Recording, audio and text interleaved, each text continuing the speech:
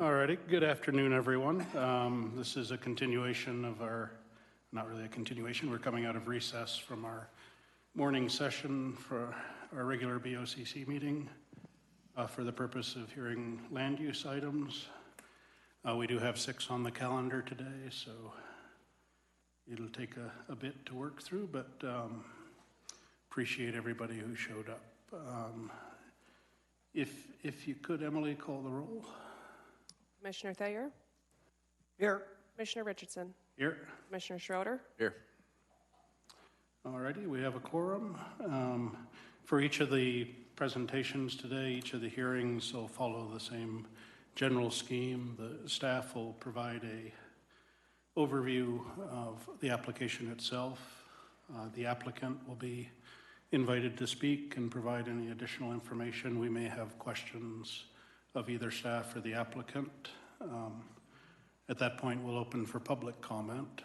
After public comment is complete, we'll give applicant and staff a few moments, depending on what is heard, to formulate any responses. We may again have questions at that point as well. And then we'll move on to a decision, which could be to approve with conditions, deny the application in front of us, or to continue if we feel there's not enough information to make a decision at this time. There are a few different types of land use items. The first is a special use by review. That's a kind of a use of property that's contemplated by its zoning, but not necessarily a use by right. So there's generally additional restrictions or considerations that have to be looked at. The next 2 are rezone applications, which would be providing new entitlements based on a change in zoning. We have another use by special review for an industrial tower and a variance that is considered along with that. As a variance, we'll take a brief moment, change hats, and we'll consider that as the Board of Adjustments, not as the Board of County Commissioners, but same 3 folks at the desk. And then finally, we have some Metro District service plans to consider. The first 5 items are considered quasi-judicial. The last item is a legislative item, but it doesn't really change the method by which the application proceeds, but the appeal process is slightly different if for the applicant or others if there is an appeal to the decision. So with that, I would accept a motion for our first hearing, and that's to open the SUR hearing for the Heartland Pines Wedding and Event Center. Mr. Chairman, I move to open the hearing on Heartland Pines Wedding and Events SUR 2024-1802. Second. Okay, we have a motion and a second to open public hearing on the Heartland Pines Wedding and Event Center. All in favor, please say aye. Aye. Aye. Aye. Motion carries. We're in public hearing. Danny, the floor is yours. Thank you, Commissioners. Good afternoon, everyone. My name is Danny Klebanner. I'm a land use planner here with the Community and Economic Development Department for Elbert County. Today, I will be first presenting Heartland Pines, which is a special use by review, and the case number is SUR 2024-1802 for a wedding and event center. The details of this request are, again, a special use by review to open a wedding and events venue. The action today, as laid out by Commissioner Richardson, will be to move to approve with conditions, or deny the special use by review. Important detail for this, the Planning Commission recommended approval, and that recommendation is forwarded to the Board of County Commissioners. The location for this events venue is 18020 County Road 1 in Elbert, Colorado 80106. So the applicants here are Eric and Victoria Markowski. The process for this started with a pre-application back in April of 2024. Then there was a community meeting. May 22nd, 2024. The application was submitted July 30th, and here we are today, November 13th, for the Board of County Commissioners hearing. Prior to this, there was a Planning Commission hearing October 15th. It is important that all noticing complies with Elbert County zoning regulations 14-day advance notice with a posting in Ranchland News September 26th, a quarter-mile radius mailing September 25th, and an on-site sign posting September 25th. The location for this is in the extreme southwest corner of Elbert County. There you see it with the red box. On the west side of Delbert Road is Douglas County, and on the south side of County Road 74 is El Paso County. Here's a look at the zoning map of the area. The subject, again, is shown in the lower left corner of the zoning map. This is a more remote area of Elbert County with larger lot ranching in surrounding properties. To the west is Douglas County with residences and a large greenhouse business, and that can be seen just to the northwest of the subject property. Here is an aerial map moving a little bit closer. As you can see, the property is right there on the border, and to the west with the tree stand is Douglas County. Here's one more aerial map zooming in to get a little more detail of the site. You can see here the house shown to the south at the bottom of the picture. Then there's 4 large greenhouses.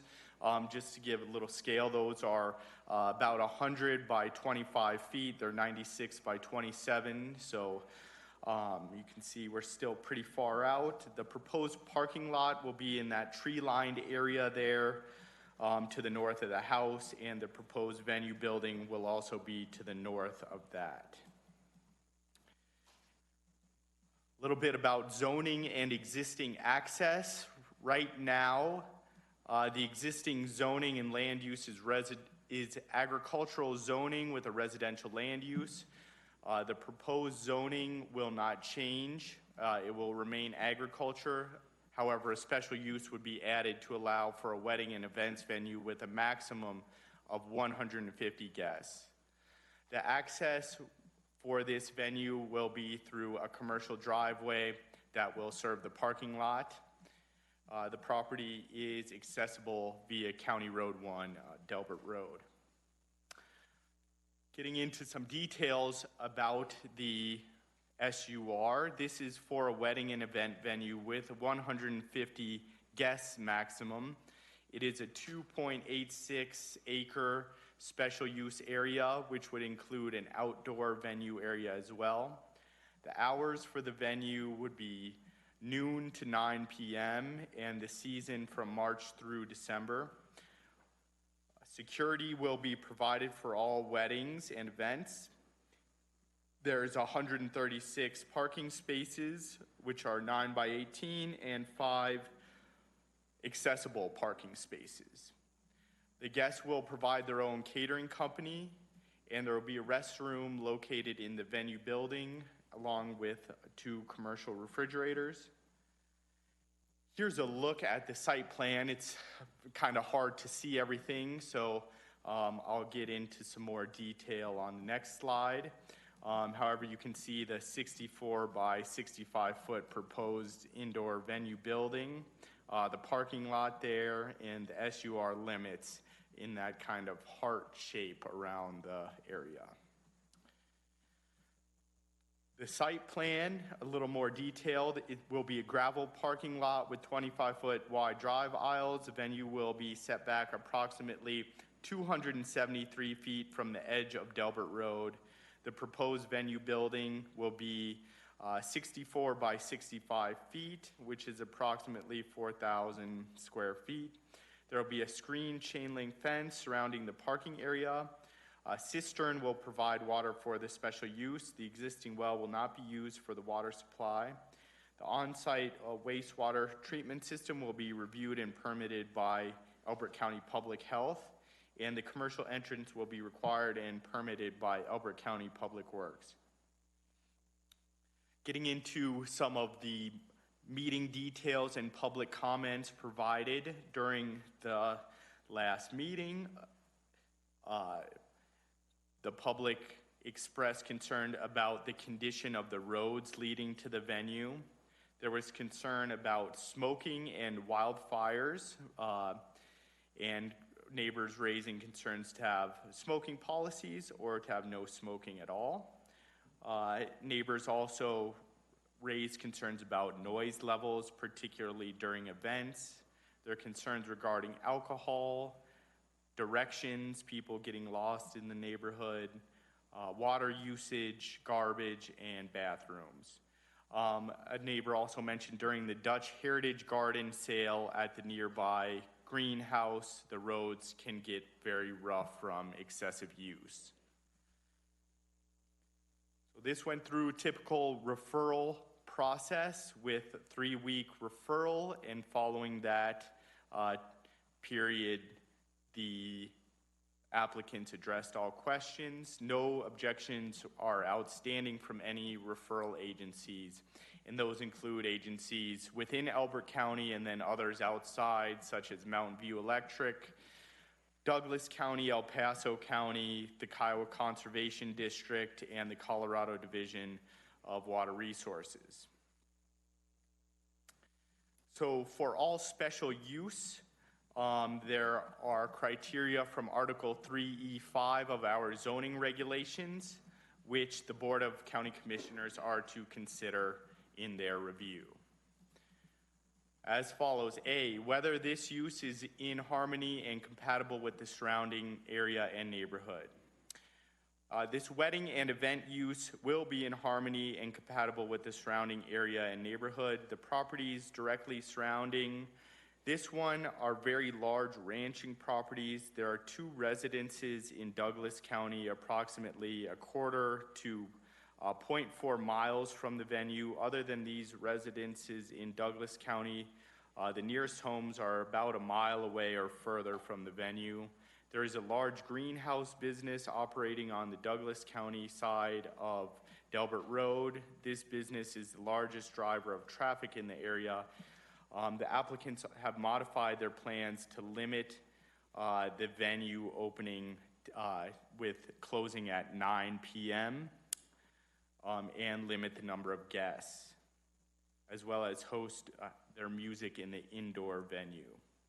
B, whether the use will not have an undue burden on available infrastructure. Heartland Pines will be accessed from an entrance built to commercial standards from County Road 1. The applicants provided a traffic letter produced by a traffic engineer that indicates no negative impact to traffic operations for the surrounding roadway network. Elbert County Road and Bridge requested a road use letter, which will be recorded with the special use. If you request, the adjacent county road is not anticipated to be burdened by this proposal. Douglas and El Paso counties did not have any planning, engineering, or addressing concerns related to this proposal. C, whether the use will not unduly increase traffic congestion or burden the existing road system. Again, our Road and Bridge Department reviewed application materials. Road and Bridge required a letter of understanding from the applicant that no additional or special maintenance to Delbert Road or County Road 74 will be provided by the county. These roads will be maintained on the normal schedule, which will vary depending on conditions. There is no set time frame between grading on any county roads. If complaints are received about road deterioration or excessive dust, then the applicant will be required to pay for mitigation of these conditions at the county's discretion. If this agreement is not adhered to, then Road and Bridge reserves the right to suspend all activities at this location until the issue is resolved. This agreement will be attached to the permit and enforced until there is a change in use of the property. D, whether the use will not cause significant air, odor, water, noise, or light pollution. The uses proposed are not believed to cause significant forms of pollution. The applicant understands the residential and agricultural nature of the area. There are no additional outdoor lights being proposed. The applicant has expressed a commitment to reducing and mitigating noise from events, including hosting the music indoors. E, whether all sanitation requirements will be met. The Elbert County Public Health Department reviewed the application, and the applicant provided up-to-date information on the septic system. The applicant will also be required to apply for the septic system through Elbert County Public Health. The applicant will provide temporary restrooms before on-site bathrooms are constructed, if there's events before they are constructed. All comments from Elbert County Public Health, including catering and sanitation, have been addressed. F, whether the use will be adequately landscape buffered and screened. This venue is designed for guest enjoyment with the public and aesthetics as primary drivers for the development. The parking area will be gravel and lined with trees to fit in with the rural nature of the venue and surrounded by a screened chain link fence. The building will be of higher quality than general outbuildings in the area. The venue is in a sparsely populated area and is designed to capitalize on the natural beauty of the surroundings with adequate distance and a stand of trees between the venue and the nearest neighbor, roughly a quarter mile to the home. G, whether the use will not otherwise be detrimental to the health, safety, or welfare of the present or future inhabitants of Elbert County. This use will not be detrimental to Elbert County residents. The Elbert Fire Protection District has reviewed this application and has determined that all requirements have been met. Additionally, the applicant has detailed plans and procedures to both prevent and respond to emergencies, with security being provided for events. The applicant has also has extensive knowledge about fire protection, and one of the applicants has worked and does work for a fire protection district. H, whether supplemental standards are met for specific uses as applicable. All supplemental standards, including setbacks, have been met. With that, staff recommend the Board of County Commissioners find the following for the special use by review request. It is in general conformance with Elbert County's comprehensive plan. It is generally compatible with existing and allowable land uses in the surrounding area. It will not have an undue burden on available infrastructure. It will not unduly increase traffic congestion or burden the existing road system. It will not cause significant forms of pollution. It will meet all sanitation requirements. It will be buffered. It will not result in significant impact to the health, safety, and welfare of the residents and landowners of the surrounding area, and it will conform to supplemental standards. Staff recommend that the Board of County Commissioners approve Heartland Pines Wedding and Event Special Use by Review Case Number SUR 2024-1802, subject to the following conditions. The applicant will be required to remove the public hearing sign within 7 days of a decision by the Board of County Commissioners. The special use shall not become effective until all fees are paid, conditions of approval are met, and the exhibits are recorded. And recordation of all appropriate documentation is to occur within 180 days of Board of County Commissioners approval. And for the letter of acknowledgement for the road use is recorded with this special use by review exhibit. That concludes my presentation for Heartland Pines. Thank you very much. Okay. Do we have any questions for staff at this time? Okay. Just a couple. You said the PC recommended approval. Were there any objections, or was that unanimous? There were no objections. There was some discussion about noise and mitigating noise, but the vote was unanimous, 6-0. And on the, and this may be better answered by the applicant, but the use of a cistern to provide water, I know public health was looking at wastewater, but is there a water quality Yes. testing requirement? Yeah, so that was an important piece. The cistern will have to meet certain standards for the Division of Water Resources to consider it okay for potable water. So that's a state level requirement? Yes. Okay.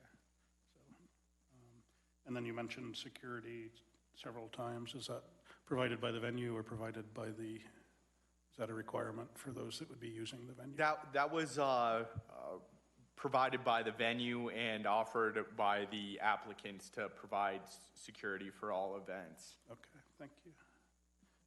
So with that, is the applicant present, or?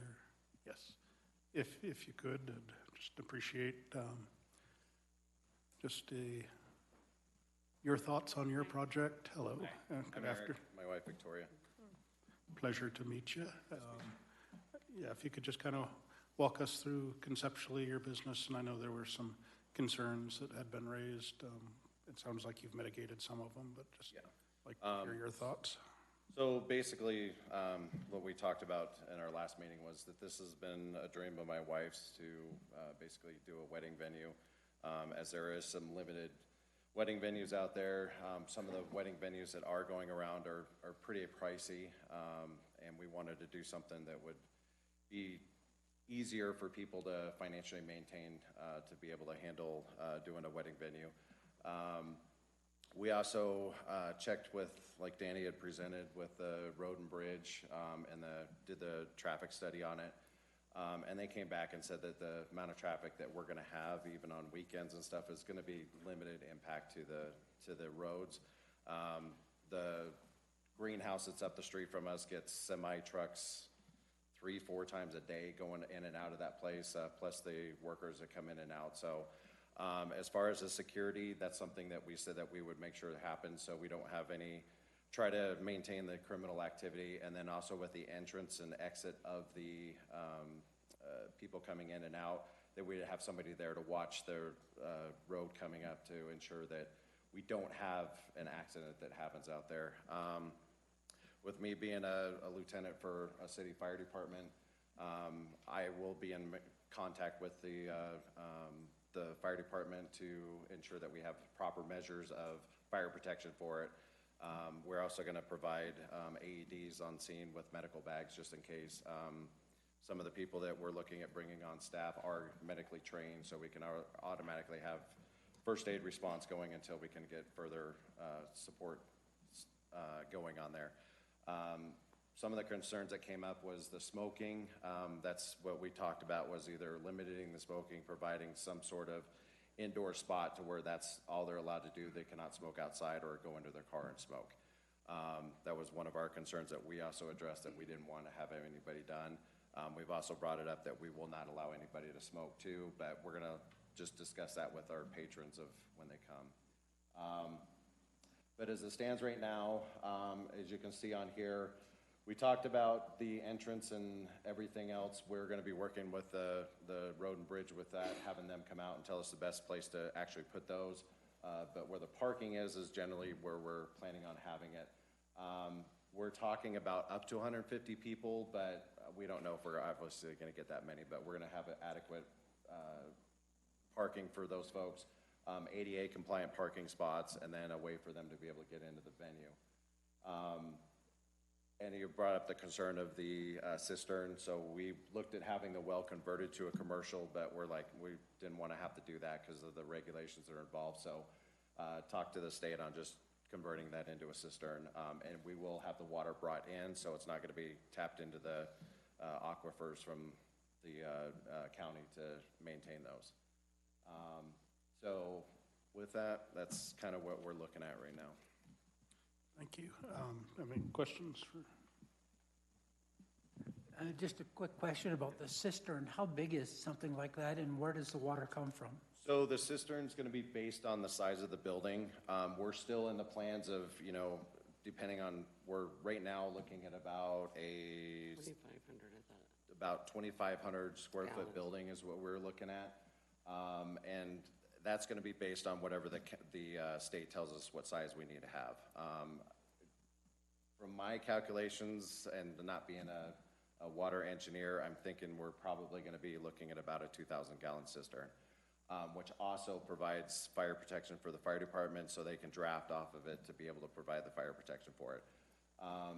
We've also had talks of possibly maintaining that as a far east or western edge for other fire protection, so if they need to fill their tenders, they would be able to come out and do that. The water would be brought in from either Denver, from a water company, or a local company down in El Paso County that would provide us with the water. You answered my question, was going to be whether it was just potable water or for firefighting as well. So Yeah, it would be for both. Plus, it's also going to have an infrared system on it that would treat the water, so that way it is used for drinking. And it's mainly going to be just for restrooms, drinking. Most likely, people are going to bring in their own bottled water to be able to drink out of, but. Sounds good. Appreciate that. I'm going to open for public comment at this point, and then we may have you back up. All right, thank you. Do we have any public comment on this item? Ma'am? If you could, just would need your name and address for the record, and if you could try to keep your comments to 3 minutes or less. My name is Jan Mark, and my address is 5500 South Russellville Road in Franktown. And it used to be 18020 County Road 1, the house that we're discussing right now. I lived out there, and I still own the property around it. I was curious as to whether you gentlemen got the letter that I sent to you Yes. with my concerns? Okay. Did you have any comments back on those things? 3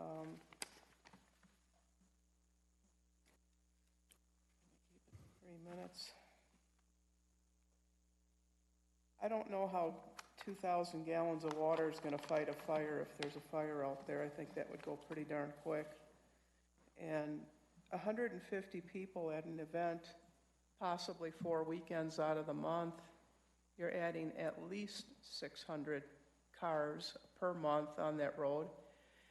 And when we were at the last zoning meeting, they said if there's an issue with the roads, that it's up to the people that live on the road to call Road and Bridge to have the road fixed. And today we're just told that Road and Bridge is not going to come out more than they are currently scheduled to do.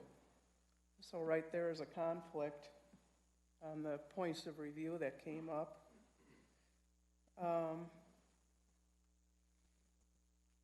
I'm still concerned about the type of people that are coming out to that area.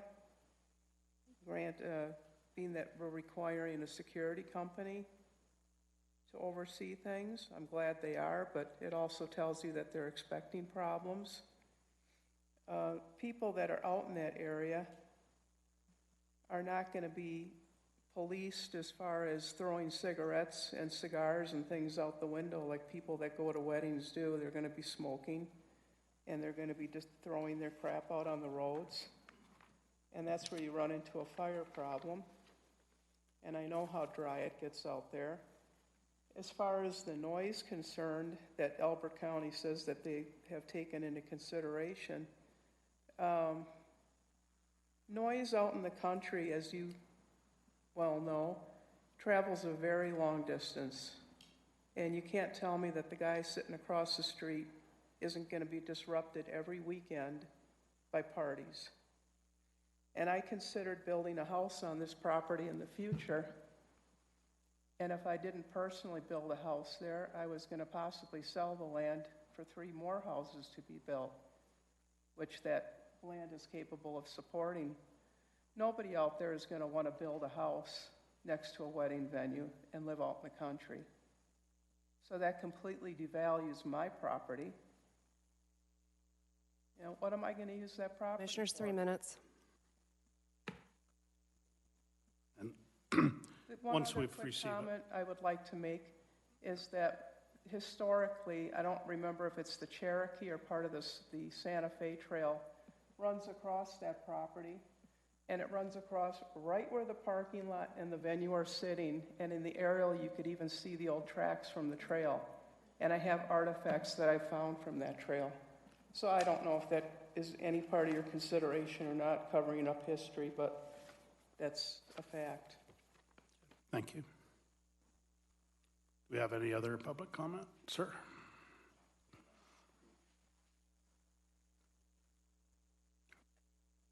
Gentlemen, my name is Rob Parker. My address is 13877 South Delbert Road. I am north of the property subject line, probably about a mile. So the first thing I needed clarification is this parking lot is gravel, right? Isn't that what? That's what was presented, yes. That's a proposal. So to draw lines in there for 150 cars, that ain't gonna happen. We all park in gravel roads. You guys park out here behind your own building for gravel for a long time. People don't get next to one another. They go every which way. And my concern is those cars are gonna be down on that road. Now, we can talk about road and bridge, what they decided, everything else. My challenge to you three, or whoever you wanna bring, is you need to take a drive, and you need to drive that road from the corner of Delbert and Smith down to County Line, which is Road 1, Delbert, same one, and see how treacherous that road is. Every year, the flower shop has their big sale. Every year, they wreck a car or two. Last year, they had to call an ambulance, and it was right at the top of the hill. It's suicide. That is a dangerous hill. You're gonna have the general public coming out there that don't drive on dirt roads, and they're gonna fly over those hills, and somebody's gonna get killed. I certainly wouldn't want that on my watch. But to say that their traffic won't cause a health condition for all of us and all our cattle is just not being a reality check. Right now, there's so much snow and mud, and if this venue is supposed to go from March through December, well, March is our snowiest month. You can't get down that road. This last snowstorm, Elbert didn't get out there for 3 days after the storm was over to plow it. All of us ranchers have big tractors. We all have to take care of our own driveways. Nobody else does it. And at that end, with County Line Road coming up there, it's packed. There's so much snow down there, it's packed. So they're either gonna have a lot of wedding cancellations if they try to do it from March through November. I think that's what it said. Yeah. The road is too wet. The ditches are 2.5 feet deep on both sides. And I can sit here and talk for an hour about it, but the best thing that could happen so we don't have Alice in Wonderland in this valley is for people with common sense drive this road in the conditions it is right now. Elbert just plowed it, and see for yourself how dangerous that road is. We've met with the flower shop over the years. They have decided that most of their semi-traffic will go to the south, which is right past this venue, because the road going to the north is too treacherous. When their employees, when you can tell when they hire Commissioners, new 3 employees. minutes. But we have trash up and down the road. And who picks it up? We do. We have to go out there and police in front of our property because of the trash. And we go down and talk to the flower shop, and they try to do a good job, and it ceases. But I guarantee you, come spring, when they bring in new help, here we go again. Well, all these people leaving these weddings, I can tell you where their trash is going, and how many of them are gonna be not legally able to pass the sobriety test and drive those roads. So,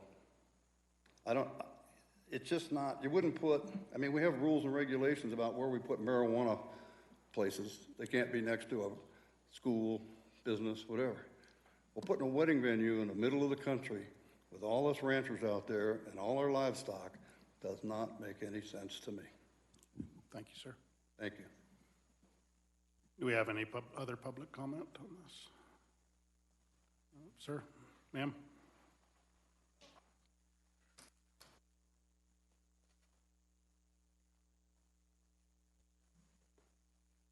My name is Ray Wilson. Our address is 14001 South Delbert Road.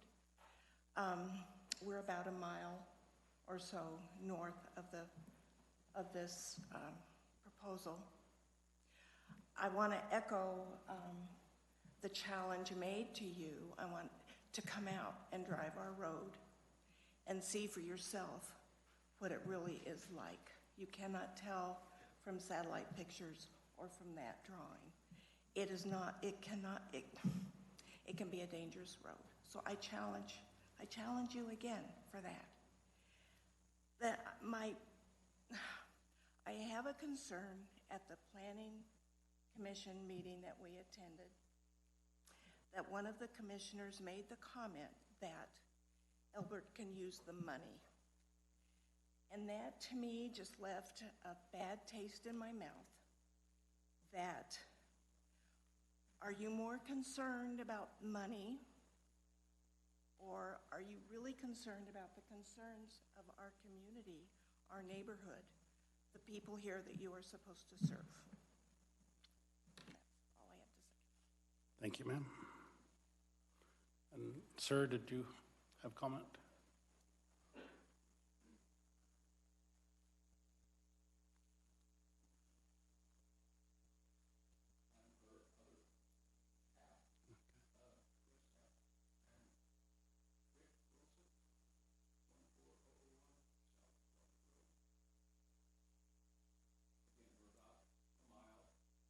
Bit more maybe north.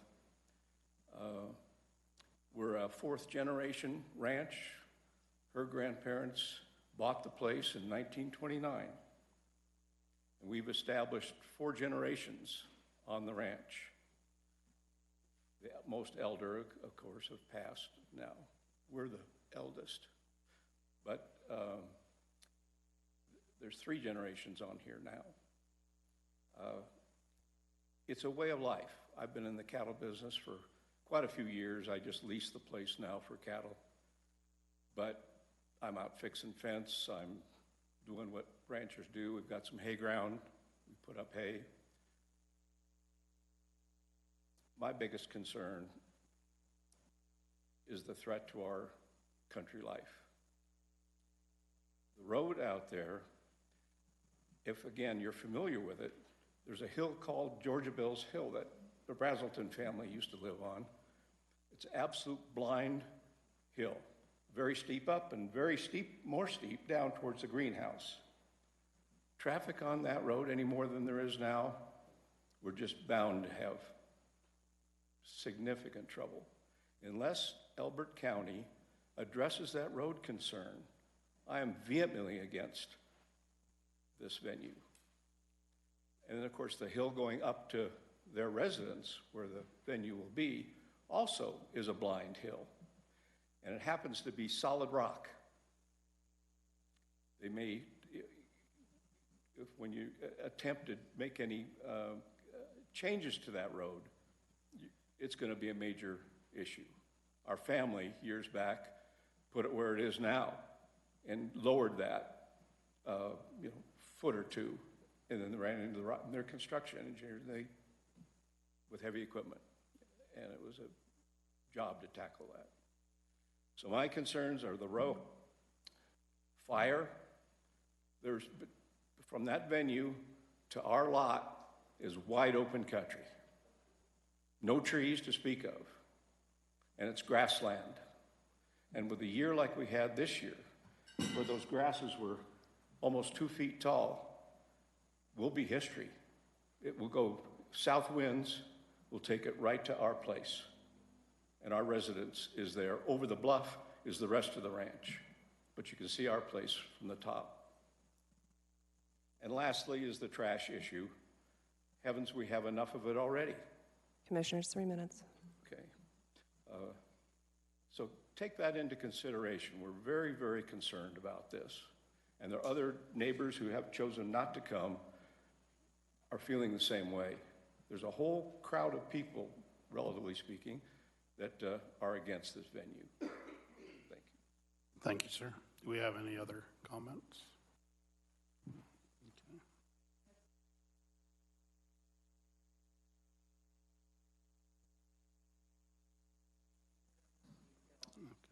Okay, thank you, ma'am. All right, with that, I'll close public comment. And invite the applicant back up if you'd like to address some of what you've heard, and then we may have some questions for you.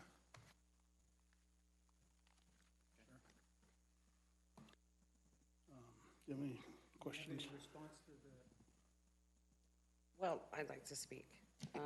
The majority of our marketing is going into Colorado Springs, not Denver, the north area. So the majority of people will be coming in from the south. We drive that road periodically to the south. And unless it's snowing or raining, yeah, it can be treacherous. But we did have the road study done, and they assured us no impact. We do plan on having quite a bit of, say, 3 or 4 a month, but you don't know until they're booked. Most venues are booking like all week and all weekend, and we don't want to do that. We understand the fire issue. That's big for us as well. So we will mitigate that to make sure security will be there at all times. And, you know, people drive that road all the time. We don't know who's throwing out trash. We can't control, you know, all we can do is control our property on the way out and make sure. And by no means ever would someone ever leave our property intoxicated. And he's a lieutenant for our fire department, and there's just no way. So we've mitigated all those concerns. As far as the noise concerned, we've been working on with the builder of it to ensure that it is going to be insulated building to try to reduce that noise pollution. One of the gentlemen that were here is our neighbor across the street from us. Tried to complain that there was too much noise from it, and we hosted a wedding for a family member back in September? In August.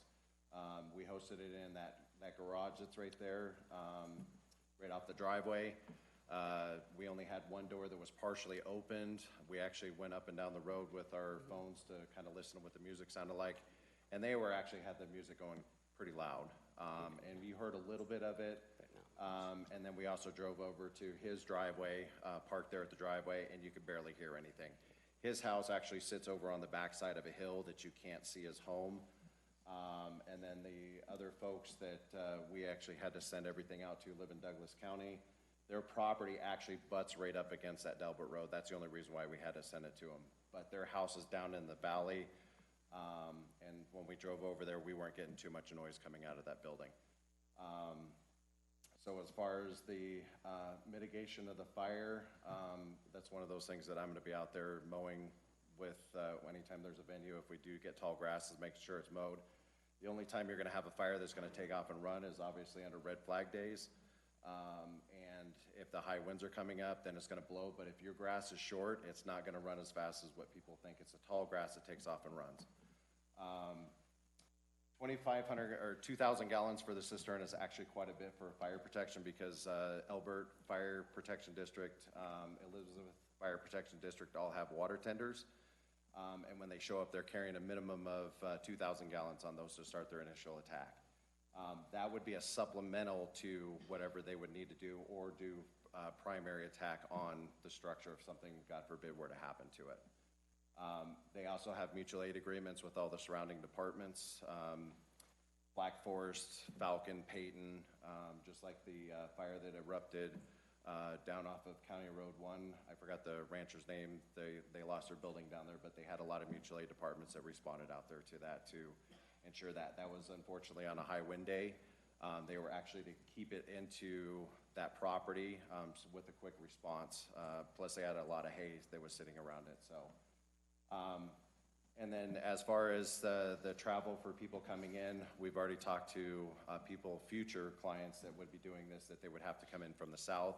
We did not want them to come from the north because we've been down through that road from the north coming down from Denver. And that whole county road on Douglas side is, over in their side is just completely a nightmare trying to drive up there to come down on Delbert Road. And we do understand their concerns of what potential it can be. Yes, it does get muddy and mucky, but we can also direct people, hey, this is the way you need to come in, and give them directions on how to get there. Questions? Just have one. I'm not sure if this would be best answered by the applicant or staff. There was a comment made on the review criteria, letter C, about a letter that with the road and bridge agreement letter. I looked through, but maybe I missed that. But the question I have with that, if I understood, Danny, what you said correctly, was that if there was damage to the road, the applicant would be responsible for some sort of repair there? Yeah, so this road and bridge agreement, if road and bridge is receiving complaints related to excessive dust or road erosion attributable to the wedding venue, then basically road and bridge will have the ability to stop them from using the venue until that's corrected. And so my question then is, how does it determine whether the traffic is coming from the wedding venue or from the greenhouse? So, yeah. Sorry, Danny. When we spoke to the gentleman from Road and Bridge, I said, how are you going to determine the dust that's being kicked up from it? He goes, unfortunately, we can't. What we're mainly talking about is if somebody's coming in and there's a bunch of people parking on the road and it creates problems for the drainage off the road, that's where he's going to have an issue that we would have to get that taken care of. As far as plowing the roads, he doesn't want us calling him up the day before the wedding and saying, hey, we need the road plowed because we have a wedding going on. They're not going to do any extra maintaining of the road. But if there is some damage that happens due to the wedding, then that's where he would discuss with us and we would get a plan formulated to get it figured out on getting it repaired.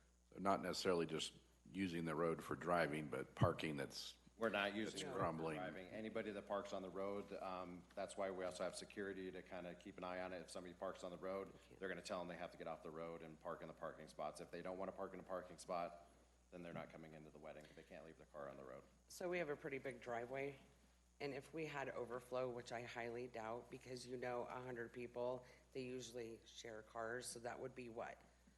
60 cars maybe? We have overflow parking up by our house if we needed to. We would never, ever let anyone park on the main road. And normally the offerance of 150 people is what's going to be the maximum that we're looking at. But normally outdoor weddings and some of those weddings, you normally aren't going to get 150. If they send 150 invitations out, you may get 100 people that are going to show. So it's up to 150, but that's what we came up with, Danny, and told them that's all we're going to plan on having. okay. Thank you for that clarification. You're welcome. Yeah, I was going to say, just during this past week, I know there were requests from the greenhouse business. They had trucks coming in, and the answer was what we have to give is we have priority for road clearing and snow clearing, and Yep. we'll get there when. Yeah, he pulled into our yard and asked if we knew how to get a hold of us. I said, just call Elbert County and see what they'll do. I can't guarantee it. Yeah. So whatever he did, he actually had them out there and they plowed that whole road. Did a great job of it, but yeah, they got it done. And honestly, gentlemen, when somebody books a wedding during November, December time, and they know it's a risk, and if the wedding can't go on because of weather, then we just refund them back their money. It's unfortunate, but they take that risk, having a wedding out in the country. If the people are coming in from the south, they're only going to use less than a mile of county road? It's a quarter of a mile is all it is. Because they're coming in from the Douglas side, El Paso County side is what they're coming in from. I guess I do, while you're up here, the conditions that were presented, would those be acceptable to you? If we were to approve, or do you have any problem with that? Yeah, we've had long conversations with Danny that this would be our next process, and that would be our next steps that we would be following. Okay. I also want to reiterate, Jan's property, that's why we have security. We are not, and we have 4 horses and Highlands. We are not going to let people out of the area of where the wedding is, because it will be fenced off, and that's why we have security. We don't want people near our livestock. That's a risk for us. So her property is behind where our barn is in our arena, and the only way that those people would get to her property is driving out through and then up, what is that, County Road? So we would never, ever let that happen. So that's why we opted for security, and most venues don't offer security. They just say, hey, get married and you're on your own, but we didn't want to do that for our neighbors. Thank you. Did Douglas County or El Paso County express any concerns with respect to their roads? No, everything got sent out, and that's what the traffic study also did, or the traffic report. They contacted those folks, and they didn't have any concerns with it. So are you ready for a decision? Or? So any final comments before a decision? If you'd like to address anything. I have none. Alrighty, just, Evan, it does appear you've done your best to mitigate impacts that neighbors do have concerns about. And I think any change comes with concerns. I appreciate the fact that you're going to do your best to advertise to the south and direct people to come in from the south. And I do think that's tremendously important in that area. Again, as I think you just did address it with the security piece, there's no way we can sit at this table and make a decision based on a concern of the type of people that will come in. That's just not a proper consideration. But as an SUR, it is revocable. You got the letter that's going to be recorded with Road and Bridge that discusses some concerns there.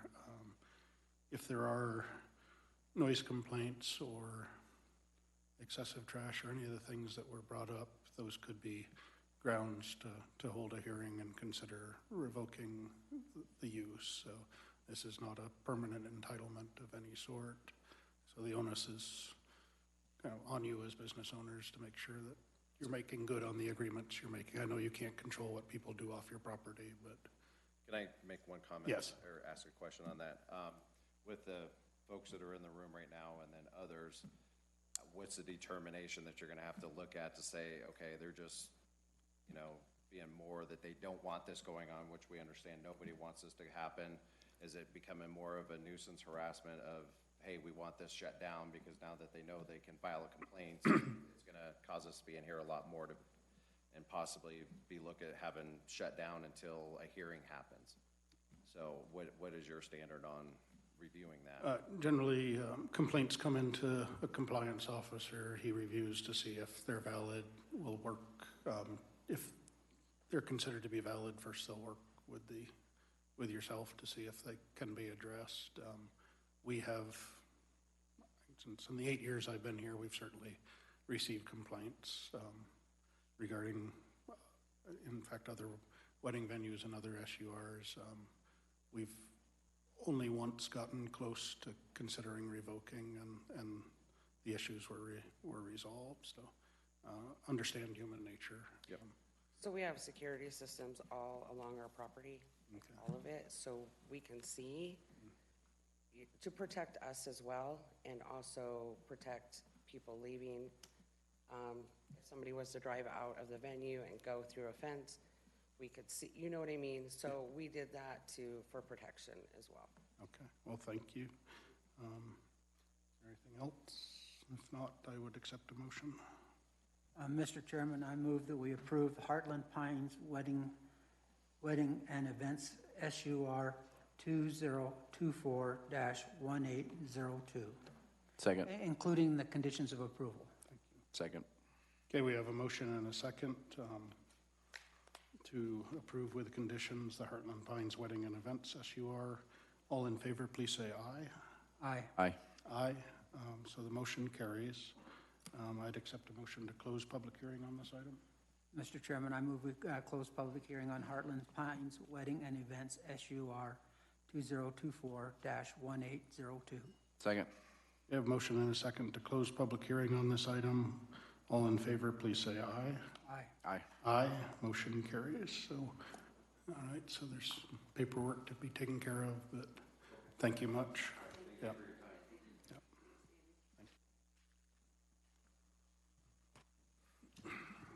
All righty. The next item we have is Tailwinds Crossing rezone. I would accept a motion to open public hearing on this item. Mr. Chair, before you make a motion for public disclosure, I am within a quarter mile of this application. I have no vested interest in the application and believe I can make an unbiased decision, but if the applicant would prefer for me to recuse myself from this, I will certainly do so.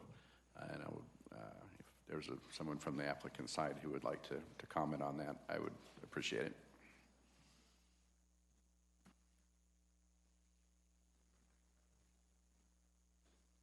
Good afternoon, Grace Erickson, Providence Consulting, applicant representative.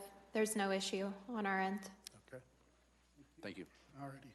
So, so the three of us will hear this. I would accept a motion to open public hearing. Mr. Chair, I'd like to make a motion to open public hearing on Tailwind Crossing rezone, case number RZ 2023-6236. Second. Okay, we have a motion and a second to open public hearing on Tailwind Crossing rezone. All in favor, please say aye. Aye. Aye. Aye. Motion carries. Okay. So again, the process will be the same, but it's a little different consideration. This would be the granting of a rezone comes with differing uses by right, but again, same process. I'll turn this over to staff at this time. Thank you, Commissioners. This will be a presentation for Tailwind Crossing rezone, case RZ 2023-6236. The request here is for rezoning approximately 176 acres from agriculture to residential agriculture, RA. Again, the action will be to approve with conditions, or deny the rezoning request. It is important to note that Planning Commission recommended approval with a unanimous 6-0 vote.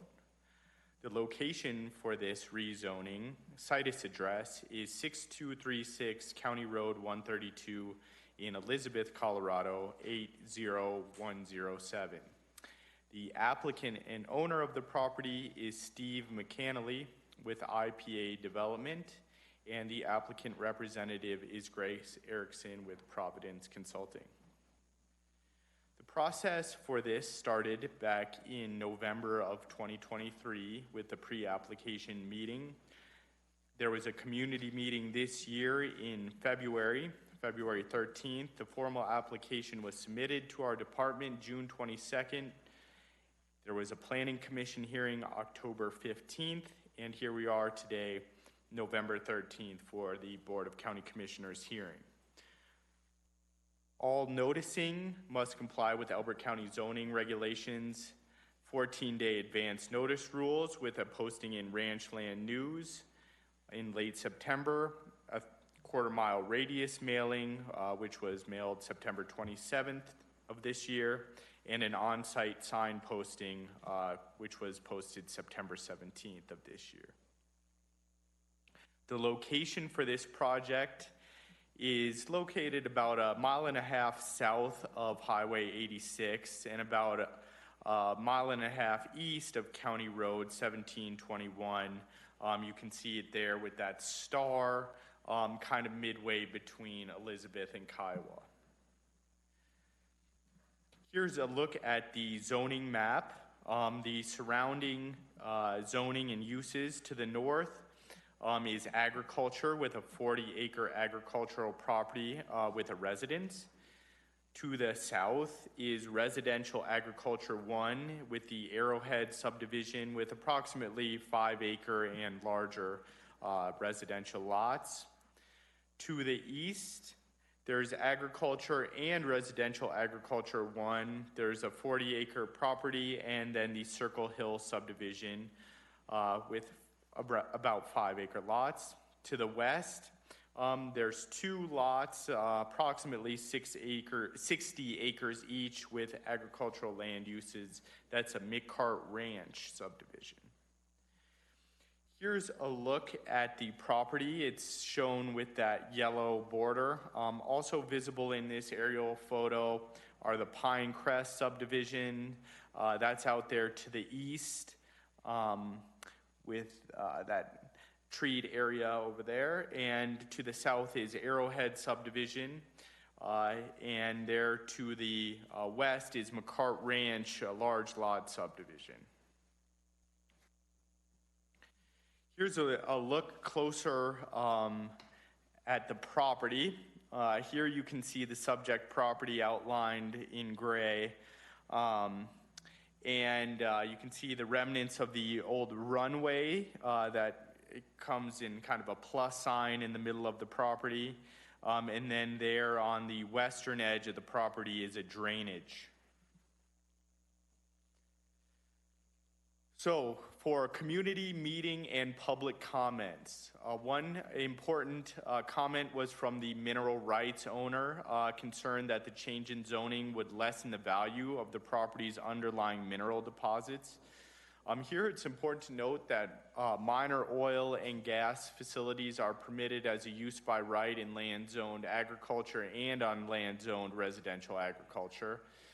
Major oil and gas facilities are permitted through the SUR process in both agriculture and residential agriculture zones. Mining is permitted through an SUR in A, A2, and RA1, but oddly enough is prohibited in the RA zone.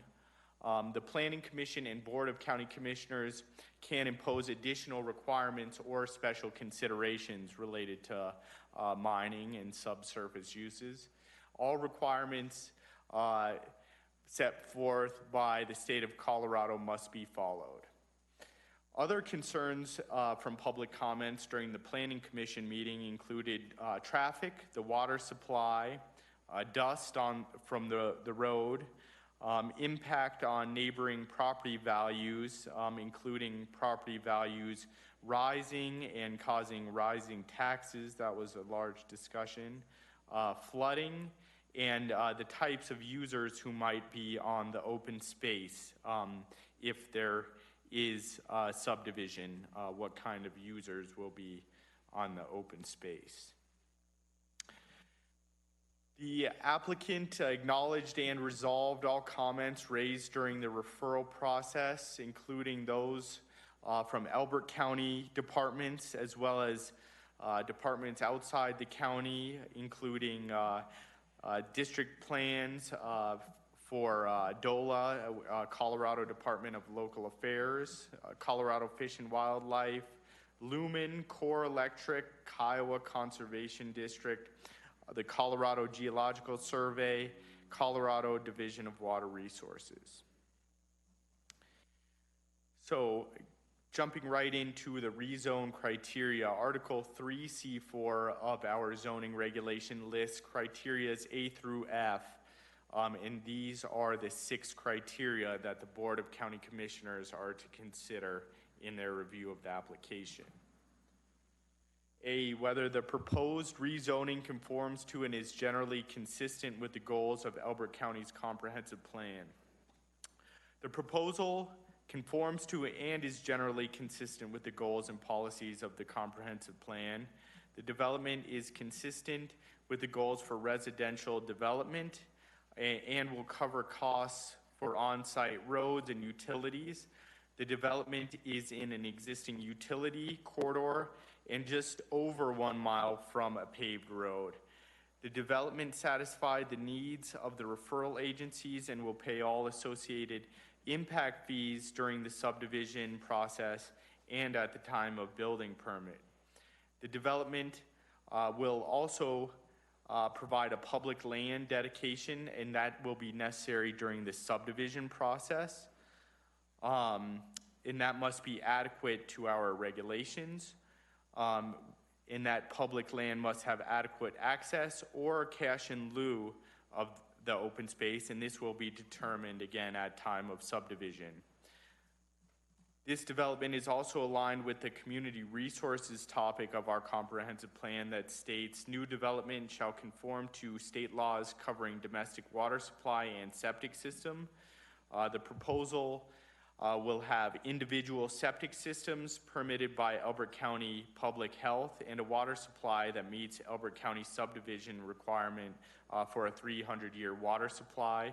Again, that's assuming that the lots are 10 acres or larger, and that is our minimum, so they will not be smaller than 10 acres, any lots produced here. B, whether the proposed rezoning is compatible with surrounding land uses. The purpose of the residential agriculture context is to promote low to medium residential development, low to medium density residential development while preserving working agricultural lands. This subject property is in an area that has a mix of agriculture and residential land uses. The varying lot sizes in the area vary from between 5 acres to 60 plus acre lots. Directly south is the Arrowhead subdivision, which is the residential agriculture 1 zone, and agricultural zoning surrounds other sides of the property. This area again is a mix of larger agricultural properties along with residential properties. This rezoning to residential agriculture should not negatively impact the surrounding land. C, whether the proposed rezoning would adversely impact the provision of public services. This development will provide a private road to serve the interior of the lots. There will be no adverse impacts to public services in the area. These standards will again be determined at the subdivision. They will also need an approved plan for groundwater, and that will be required prior to any subdivision of the land. D, whether this proposed rezoning would adversely impact the environment. This rezoning will not adversely impact the environment. Building permit review and septic review can identify site-specific factors upon development of the property. The development will also work with local topography with no building areas in areas with 20% slope or greater. This development will also need to allocate a no building zone for the area impacted by the designated floodplain, and we'll have to work with the county to satisfy open space requirements at the time of subdivision. E, whether the proposed rezoning would create an unreasonable traffic congestion or burden the existing road system without improvements. The addition of the lots is not believed at this time to create unreasonable traffic burdens. However, we'll have to see the number of lots. Public Works had no issues with the rezoning and will review the subdivision plans when development details are available. F, whether the proposed rezoning will not otherwise be detrimental to the health, safety, or welfare of the inhabitants of Elbert County. This proposed rezoning to residential agriculture will not be detrimental to the health, safety, or welfare of the present or future inhabitants of Elbert County.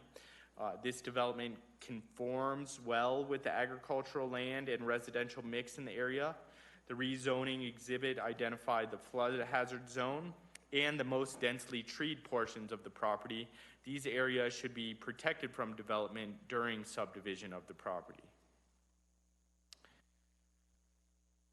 Planning Department staff finds the following. The proposed rezoning is in general conformance with the Elbert County Comprehensive Plan. The proposed rezoning meets all criteria for approval in the Elbert County zoning regulations. The proposed rezoning meets the requirements for conventional residential development in the Elbert County subdivision regulations. The proposed rezoning will not significantly impact the health, safety, and well-being of the residents and landowners in the surrounding area. Staff recommend that the Board of County Commissioners approve the Tailwind Crossing rezone case number RZ-2023-6236 rezoning from agriculture to residential agriculture is subject to the following conditions.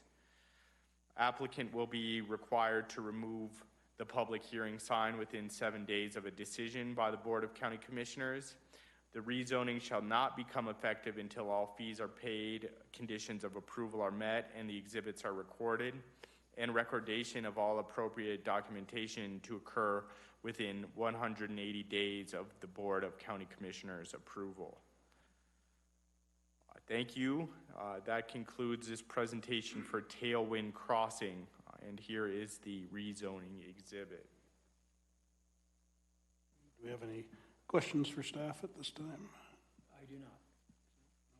And just to, I guess, amplify or clarify, I meant to mention this at the beginning, but this is a hearing simply for a rezone based on the number of potential lots.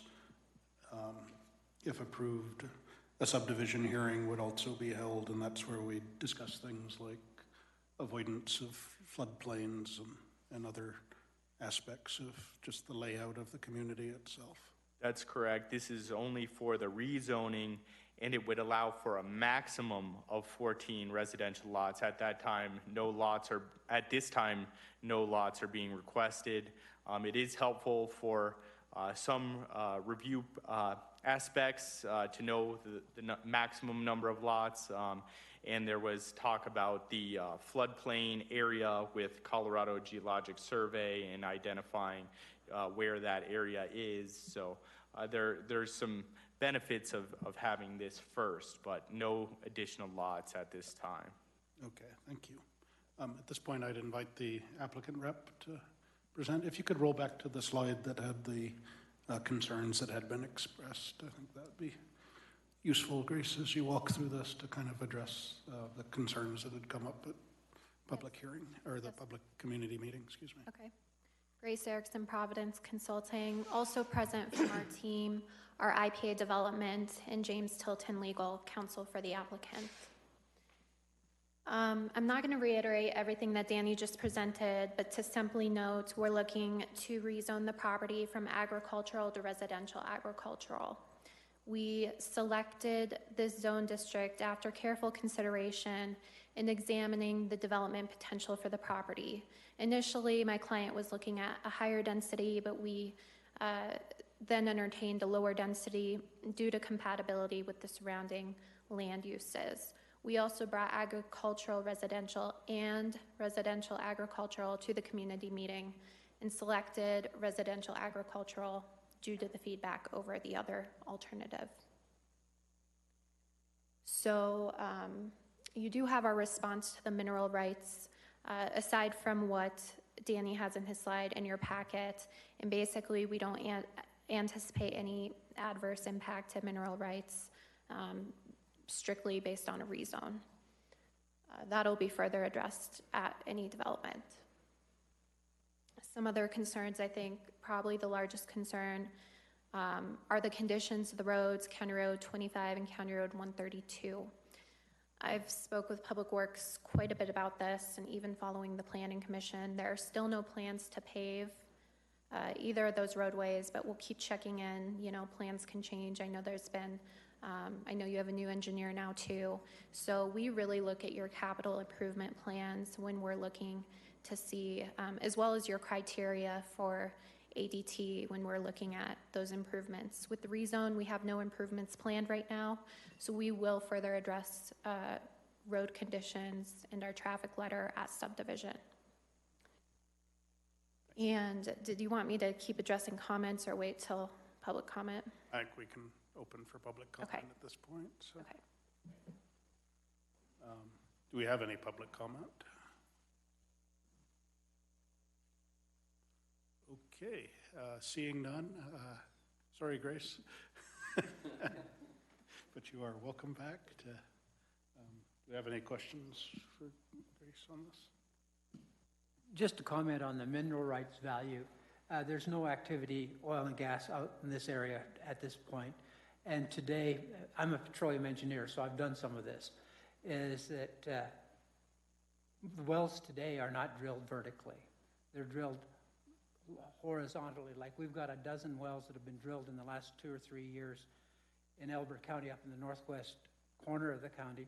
They're 8,000 foot deep, 14,500 feet horizontal.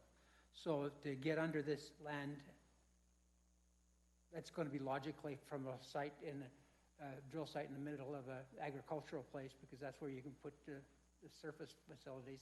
And if they see the potential here, they can find their way in. I'm going to defer to James Tilton on minerals. Do you have anything to add on that? If not, that's fine too. No, nothing to add. I would just agree with what Mr. Thayer just said.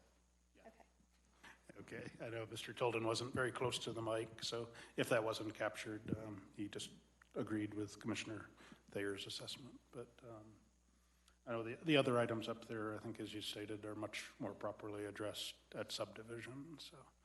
Yes, we, as Danny mentioned, we do plan to subdivide, and we are looking at up to 14. We have committed to dedicating the floodplain as open space. So that is the plan. I understand that's not approved right now, but that is the plan. All right. Do you have any questions? No, just a comment. I appreciate the listening to the feedback at public comment or at your community meeting and steering away from more of a high density home project into one that's more fitting into the different lot sizes we have here in our vicinity map. So I do appreciate that. I would say it's a nice transition from the 5-ish acre lots to the larger agricultural pieces. The conditions that were presented, would those be acceptable to your Yes. applicant? Okay. So with that, I would ask for a motion or any final discussion. Mr. Chair, I'd like to make a motion to approve Tailwind Crossing rezone, case number RZ 2023-6236, with the conditions as discussed. Second. Okay, we have a motion and a second to approve the Tailwinds Crossing rezone with the conditions as displayed earlier. All in favor, please say aye. Aye. Aye. Aye. Motion carries. I'd accept a motion to close public hearing on this item. Mr. Chair, I move that we close public hearing on Tailwind Crossing rezone, case RZ 2023-6236. Second. Okay, a motion and a second to close public hearing on Tailwind Crossing. All in favor, please say aye. Aye. Aye. Motion carries. All righty.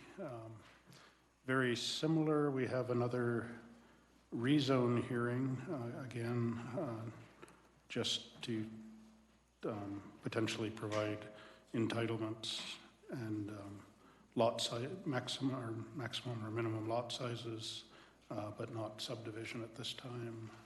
So I would ask for a motion to open a hearing on Triple Acres rezone. Mr. Chairman, I move we open the hearing on Triple Acres rezone RZ 2023-33442. Second. A motion and a second to open the public hearing on Triple Acres rezone. All in favor, please say aye. Aye. Aye. Aye. We're in public hearing. May we have a moment to set up? We will take a moment to set up.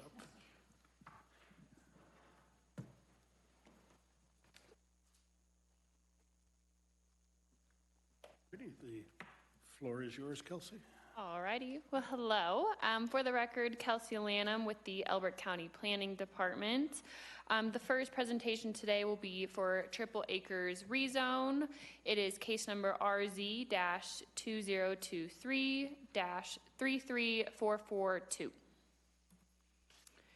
Details about this application: the request is to rezone 39.312 acres from agriculture to agriculture residential at 33442 County Road 25 in Elizabeth, Colorado. And staff is recommending approval to the Board of County Commissioners. A little bit about the process. So the applicant is Lanny Adelman. He originally had his pre-application meeting back in September of 2023. His community meeting was held at the beginning of this year in January. A full application was submitted in June of 2024. This went before the Planning Commission October 15th, where the Planning Commission voted 6-0 to recommend approval to the Board of County Commissioners. And here we are today, November 13th, for Board of County Commissioners. I will note that all noticing was completed in accordance with the zoning regulations. So the next 3 slides, I have the property depicted by the red star. So this property is approximately 3.25 miles to the southeast of Elizabeth. And a more zoomed in photo, this property is just south of the Bow Meadows subdivision and east of the Sunflower Ridge subdivision. The subject property is currently zoned agriculture. The surrounding properties are zoned residential 1, residential 2, or agriculture. This is their rezone exhibit. The entire property is requested to be rezoned, so the entire property is the 39 acres. These are the referral agencies that received and reviewed the application. All comments have been addressed and there are no outstanding concerns. And these are the following agencies that did not respond. With that, the Elbert County zoning regulations determines that a rezone must meet the review criteria set forward in Article 3, Section C4. And those criteria are: number 1, whether the proposed rezoning conforms to and is generally consistent with the goals of the Elbert County Comprehensive Plan. This proposed rezone conforms to those goals. Number 2, whether the proposed rezoning is compatible with surrounding land uses. The proposed rezone is compatible with surrounding land uses. Like I mentioned, the surrounding properties are zoned agriculture or residential 1 or residential 2. Number 3, whether the proposed rezoning will adversely impact the provision of public services. This proposed rezone will not adversely impact public services. Elbert County Public Works was a referral agency for this application and Elizabeth Fire, and there are no outstanding objections. Number 4, whether the proposed rezoning would adversely impact the environment. The proposed rezone will not adversely impact the environment. Number 5, whether the proposed rezoning would create unreasonable traffic congestion or burden the existing road system without improvements. The proposed rezone will not create unreasonable congestion or burden the existing road system. Elbert County Public Works was a referral agency for this application, and there are no objections from them. And number 6, whether the proposed rezoning will not otherwise be detrimental to the health, safety, or welfare of the present or future inhabitants of Elbert County. The proposed rezone will not be detrimental to those present or future of Elbert County. Elbert County Planning staff recommends approval to the Board of County Commissioners for rezone application RZ-2023-33442 with the following 3 conditions. The applicant will be required to remove the public hearing sign within 7 days of approval by the Board of County Commissioners. Number 2, the rezone should not become effective until all fees are paid, conditions of approval are met, and the rezone exhibit is recorded. And 3, recordation of all appropriate documentation is to occur within 180 days of the Board of County Commissioners' approval. And that concludes my presentation. The applicant is present tonight and can answer any questions. I'm also available for any questions you may have as well. Thank you. Any questions for staff at this time? I have none as well. So, Mr. Edelman, thank you. Yeah, if there's anything you'd like to add, and just curious, I mean, I know we're just doing the rezone. No, it's pretty basic. Yeah. Dividing it up, Okay. moving and building another house there. So the existing home stays, and you're looking at 2 additional lots, essentially? Exactly, 2 additional lots. All right. Is the community meeting held for this? Yes, we did that. Okay. Were there any major concerns expressed, or? No, not that I can remember. Some people thought that the utility easement was a horse trail, Ah, okay, so nothing I can do about that. okay, understood. Any questions for the applicant? No. At this time, I'd open for public comment. Okay, seeing none, sir, I guess there doesn't appear to be any public comment, so I do have to ask if you accept the conditions that were presented. Yes, I do. Okay, thank you. So with that, any final comments? Again, seems appropriate, adjacent to another existing subdivision. Doesn't add much or change densities in that area tremendously. So I would accept a motion. Yes, I agree with the chairman that this kind of a rezone is typical for this area. I move that we approve Triple Acres rezone case number RZ 2023-33442, Second. including the conditions of approval. Second still stands? Yeah. Okay, so we have a motion and a second to approve the Triple Acres rezone RZ 2023-33442 with conditions as presented. All in favor, please say aye. Aye. Aye. Aye, motion carries. Thank you, sir. And thank you, Kelsey. All righty, next up, we've got a little bit different. This is an industrial tower. I'm gonna take a little chairman's prerogative here, and we will hear the SUR first. There's a variance associated with it as well. And since we hear the SUR as a Board of County Commissioners and the variance as the Board of Adjustments, we'll do those as separate hearings. So for now, I would ask for, excuse me, a motion to open a hearing as Board of County Commissioners on the SUR associated with the industrial tower. Mr. Chair, I move that we open a public hearing on Industrial Tower West, SIMLA, SUR 2024-28526. Second. All righty. Kelsey. Perfect. Me again.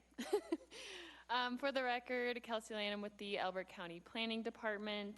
For this one, I will be presenting Industrial Tower West, SIMLA, their special use by review, case number SUR-2024-28526. Like I mentioned, this is a request for a special use by review permit for the installation of a 330-foot wireless telecommunications tower at 28526 County Road 105 in Simla, Colorado. At the Planning Commission, they voted 6-0 to make a recommendation of approval to the BOCC. The applicant is Kyle DiNardo. He originally had his pre-application meeting back in December of 2022. Their community meeting was held in May of 2023. A full application was submitted in July of this year. This went before Planning Commission on October 15th, and like I mentioned, the Planning Commission voted 6-0 to recommend approval. And again, here we are on November 13th at the Board of County Commissioners. And all noticing was completed in accordance with the zoning regulations. Again, for this application, the property will have the red star on it for the next few slides. The subject property is 17 miles to the east of Kiowa, located off Highway 86 and County Road 105. The subject property is approximately 6.995 acres, so just under 7. The surrounding property is owned by one owner and has a total acreage of 12,224 acres. And here is an overview of the surrounding land uses. As you can see, the subject property is zoned industrial and just under that 7 acres. All surrounding properties are agriculture. And this is their SUR exhibit. The proposed tower will be 330 feet in height. There is an existing 320-foot H tower already existing on the property, which will be removed and replaced with this new guide tower. The proposed compound will not change at all in terms of building, equipment, the layout, generator, or propane tank. That will all remain the same. The only proposed change is the tower. And these are the referral agencies that received and reviewed the application. All the comments have been addressed and there are no outstanding concerns. And these are the following agencies that did not respond. The Elbert County zoning regulations determines that a special use by review permit must follow the 8 criteria set forward in Article 3, Section E5. And those criteria are: A, the use is in harmony and compatible with surrounding area and neighborhood. The proposed use is in harmony and compatible with the surrounding area. Like I mentioned, there is an existing compound on the property already. Although the surrounding properties are all agricultural driven, the proposed use is compatible and beneficial to the area. B, the use will not have an undue burden on available infrastructure. There is no infrastructure on the property that would be affected. C, the use will not unduly increase traffic congestion or burden the existing road system. The proposed use does not unduly increase traffic or burden existing road system. There is an existing access easement to the subject property, and the tower only requires monthly maintenance, so there will be no increase of traffic. D, the use will not cause significant air, odor, water, noise, or light pollution. The tower will not cause air, odor, water, or noise pollution. It does have to be lit due to federal aviation requirements, but that is just at the tippy top. The current tower is lit as Yes, well. exactly. E, all sanitation requirements will be met. No sanitation is being proposed. The use will be adequately landscape buffered and screened. The proposed use does not suggest landscaping. There is no landscaping currently there or buffering. The tower is surrounded by over 12,000 acres and it's owned by one property owner, which is okay with planning. G, the use will not otherwise be detrimental to the health, safety, or welfare of the present or future inhabitants of Elbert County. The proposed use will not be detrimental. The tower will provide further coverage for those in Elbert County. And H, supplemental standards are met for specific uses as applicable. All supplemental standards have been met. And with that, the Elbert County Planning staff recommends approval to the Board of County Commissioners for special use by review application, case number SUR-2024-28526, with the following conditions. Number 1, the applicant will be required to remove the public hearing sign within 7 days of approval by the Board of County Commissioners. Number 2, the special use by review shall not become effective until all fees are paid, conditions of approval are met, and the SUR exhibit is recorded. 3, recordation of all appropriate documentation is to occur within 180 days of the Board of County Commissioners' approval. There's more this time.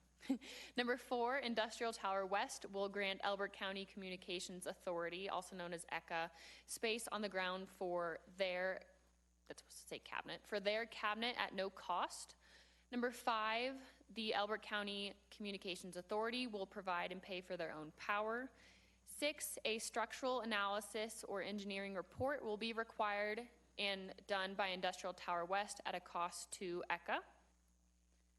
7, ECA can do their own construction on the tower as long as the contractor is insured and certified. 8, space on the tower will be negotiated between Industrial Tower West and ECA. And finally, 9, reserve 2 12-foot high locations on the tower for potential use of emergency communication antennas in the future. Heights on the tower would be negotiated at the time of need. And that concludes my presentation. Again, the applicant is present tonight, or this afternoon, if you have any questions. All righty. Do we have any questions for staff at this time?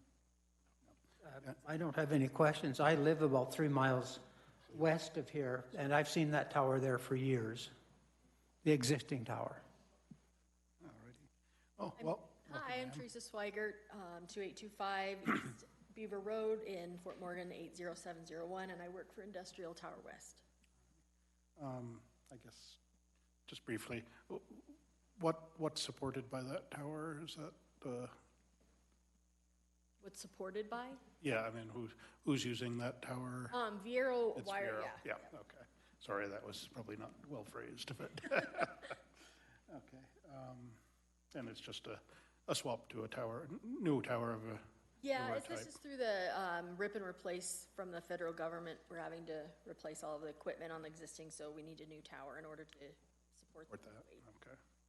Thanks. Any questions for? Okay.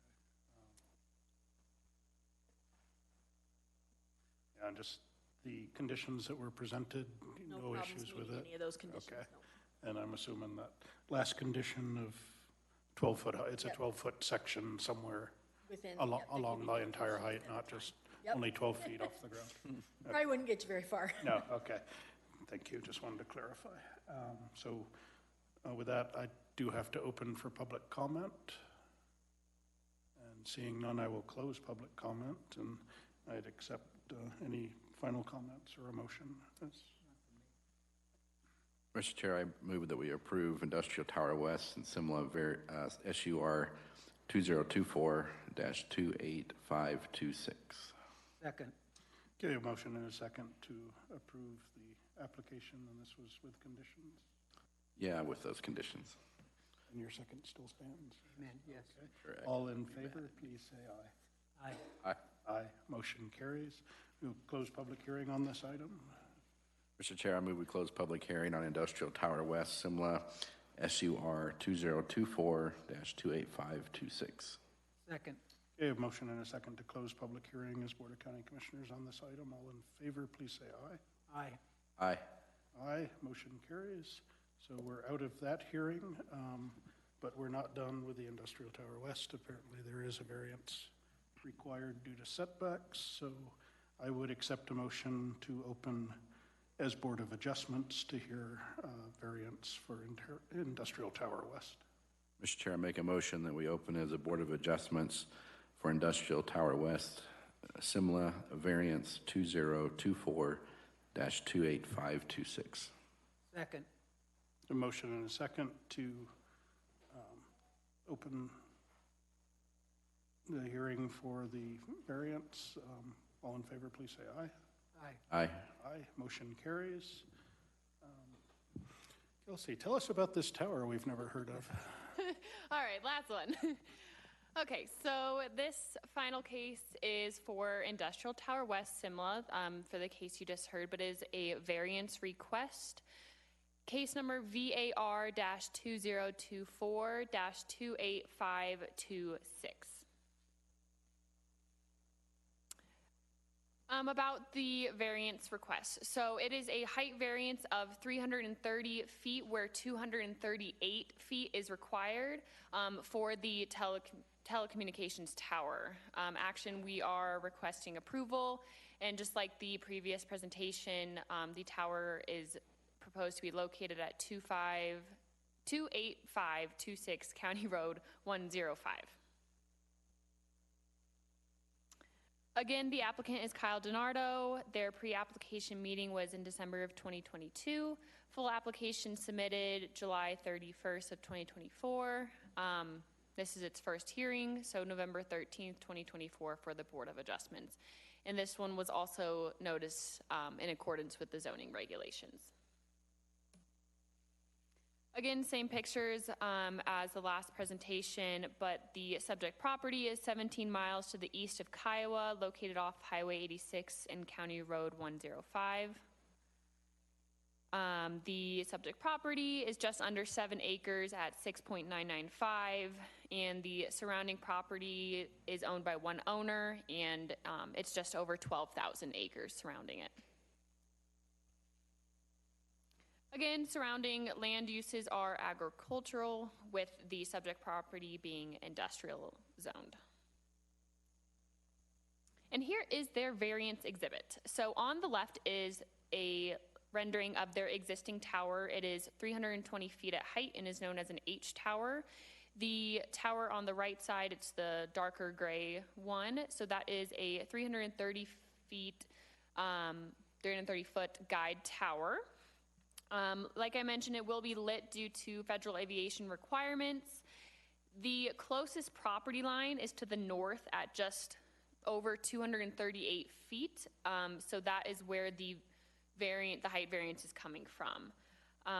The proposed guide tower is engineered and structurally designed to collapse on itself in the event that the tower fails. So instead of falling over onto someone else's property, it would essentially just fall on itself. These are the referral agencies that received the application. It was sent to the same agencies as their special use by review permit. There are no outstanding concerns or objections with the variance portion. And again, the following agencies did not respond. Now, with a variance, there are 5 criteria that it must meet. Those criteria are set forward in Article 3, Section J7. A, by reason of exceptional narrowness, shallowness, or shape of a specific piece of property, topographic conditions, or other extraordinary and exceptional situation or condition of the piece of property, the strict application of the regulation would result in peculiar and undue practical difficulties for or peculiar I'm running out of breath or peculiar unnecessary hardship on the owner of the property. The proposed tower is to replace an existing tower on the property. The variance request is due to height and property line distances. The property owner would have to look at purchasing or leasing new land if a variance was not an option. In addition, the property owner would face undue financial burden and hardship by placing this proposed tower on a different property. B, the extraordinary and exceptional situation or condition of the property that is stated as the reason for the proposed variance is not self-imposed. The proposed variance is not self-imposed as the tower is required to be 330 feet in height for optimal performance and service capabilities. The property lines were established and have been in place prior to the submittal of this application. C, the proposed variance complies with the purpose and intent of the standard to be varied and generally observes the spirit of the zoning regulations. The proposed variance complies with the intent of the zoning regulations. D, the proposed variance will not substantially impair the appropriate use or development of adjacent property. The proposed variance will not substantially affect adjacent properties. Like I mentioned, there is already an existing tower on the property, and the surrounding land uses are agriculture, so the proposed tower will not affect those uses. E, the proposed variance is the minimum variance that will afford relief with the least modification possible of the zoning regulations. The proposed variance is the minimum variance that would cause the least amount of zoning regulations to be applied. And lastly, in Article V, Section 8A2 of the Elbert County zoning regulations, it states that all antenna support structures shall meet all Elbert County setback requirements of these regulations, and the base of the structure shall be no closer to the property boundary than the height of the structure. All guy wires shall be placed on the subject property and must be protected from livestock, vehicles, and pedestrians. With the closest property line just being over 238 feet away, a variance is required to construct this 330-foot guide tower. The wires will be within the subject property boundary lines, and like I mentioned, the proposed guide tower will be structurally sound and engineered to collapse on itself if it were to fail. And with that, Elbert County staff recommends approval to the Board of Adjustments for variance application, case number VAR-2024-28526, with the following 3 conditions. The applicant will be required to remove the public hearing sign within 7 days of approval by the Board of Adjustments. 2, the variance shall not become effective until all fees are paid, conditions of approval are met, and the variance exhibit is recorded. And 3, recordation of all appropriate documentation is to occur within 180 days of Board of Adjustments approval. And that concludes my last presentation. Again, the applicant is here and can answer any questions. Any questions for staff? Just for the applicant, Good afternoon, Commissioners. I'm Kyle DiNardo, Director of Site Acquisition for Industrial Tower West. I won't put you guys through a third one of these, so if you guys have any questions, just let me know. Really, just do you accept the conditions as presented? Do accept. Okay. Any final comments? I have none. No, thanks. Certainly we're meeting the intent of safety, and it's not going to fall over outside of the property, so. No, and they are designed to follow themselves, and then we did provide a engineered letter that in a worst-case scenario as well, it's still within that setback. Yeah. Historically, I don't think they fail very often. Unless it's catastrophic, yep. All right. So with that, I would accept a motion. Mr. Chair, I move that we approve. Excuse me. Do we have any public comment? Seeing none, I close public comment. And I would accept a motion. Mr. Chair, I move that we approve Industrial Tower West VAR 2024-28526. Second. With conditions? With the conditions listed. And second stands. All in favor, please say aye. Aye. Aye. Motion carries. I would accept a motion to close this hearing as the Board of Adjustments. Mr. Chair, I make a motion that we close public hearing on Industrial Tower West, Simla, variance 2024-28526, and also closes the Board of Adjustments. Second. A motion and a second to close public hearing and close the Board of Adjustments. All in favor, please say aye. Aye. Aye. Aye. Motion carries. We are out of public hearing. Next item we have, I'm going to call for about a 5-minute recess. So this has been it is 9:54 and a half, and 2:50. It's nine metro districts. That's but okay. We'll call it 2:55 now, and we're out of recess. So, and we'll be hearing a series of metro district service plans. As I mentioned earlier, this is a legislative item for us. If the service plans are approved, the next step would go before the courts to actually form the districts. So that would be the judicial action associated with it. So with that, I'll turn it over to Yeah, we will. So I would ask for a motion to open public hearing on these items. Thank you. Mr. Chairman, I move that we open our hearing for EC East Metropolitan District and surface plans that include 9 metropolitan districts, and surface plans include EC East Metropolitan District 1 through 5, EC East Overlay Metropolitan District, EC East Industrial Metropolitan District, EC East Commercial Metropolitan District, and EC East Water and Sanitation District. Second. All righty. We have a motion and a second to open hearing on the 9 metro districts that will support EC East. All in favor, please say aye. Aye. Aye. Aye. Motion carries. We're in public hearing. At this point, I'll turn it over to Jennifer. Did you want to introduce Graham or just, Sure, thank you. Good afternoon. Presenting on representing staff will be Mr. Graham Anderson, and he will be presenting these to you. And we also have another presentation following this presentation. So, Thank you very much. Graham, the floor is yours. Thank you. Appreciate your time and your attention on this. It's always a lot of fun. Again, Graham Anderson with Anderson Analytics, 1560 North Nevada Avenue, Colorado Springs. I don't have the staff report here. Is it necessary that I read the staff report? Because my presentation is more informational about what's in the proposals. Okay, cool.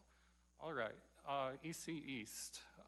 Just starting out here to give you an idea of where the proposed districts would be, vicinity map. And a visual here, I excerpted this from the service plan exhibits to give you an idea of the visual.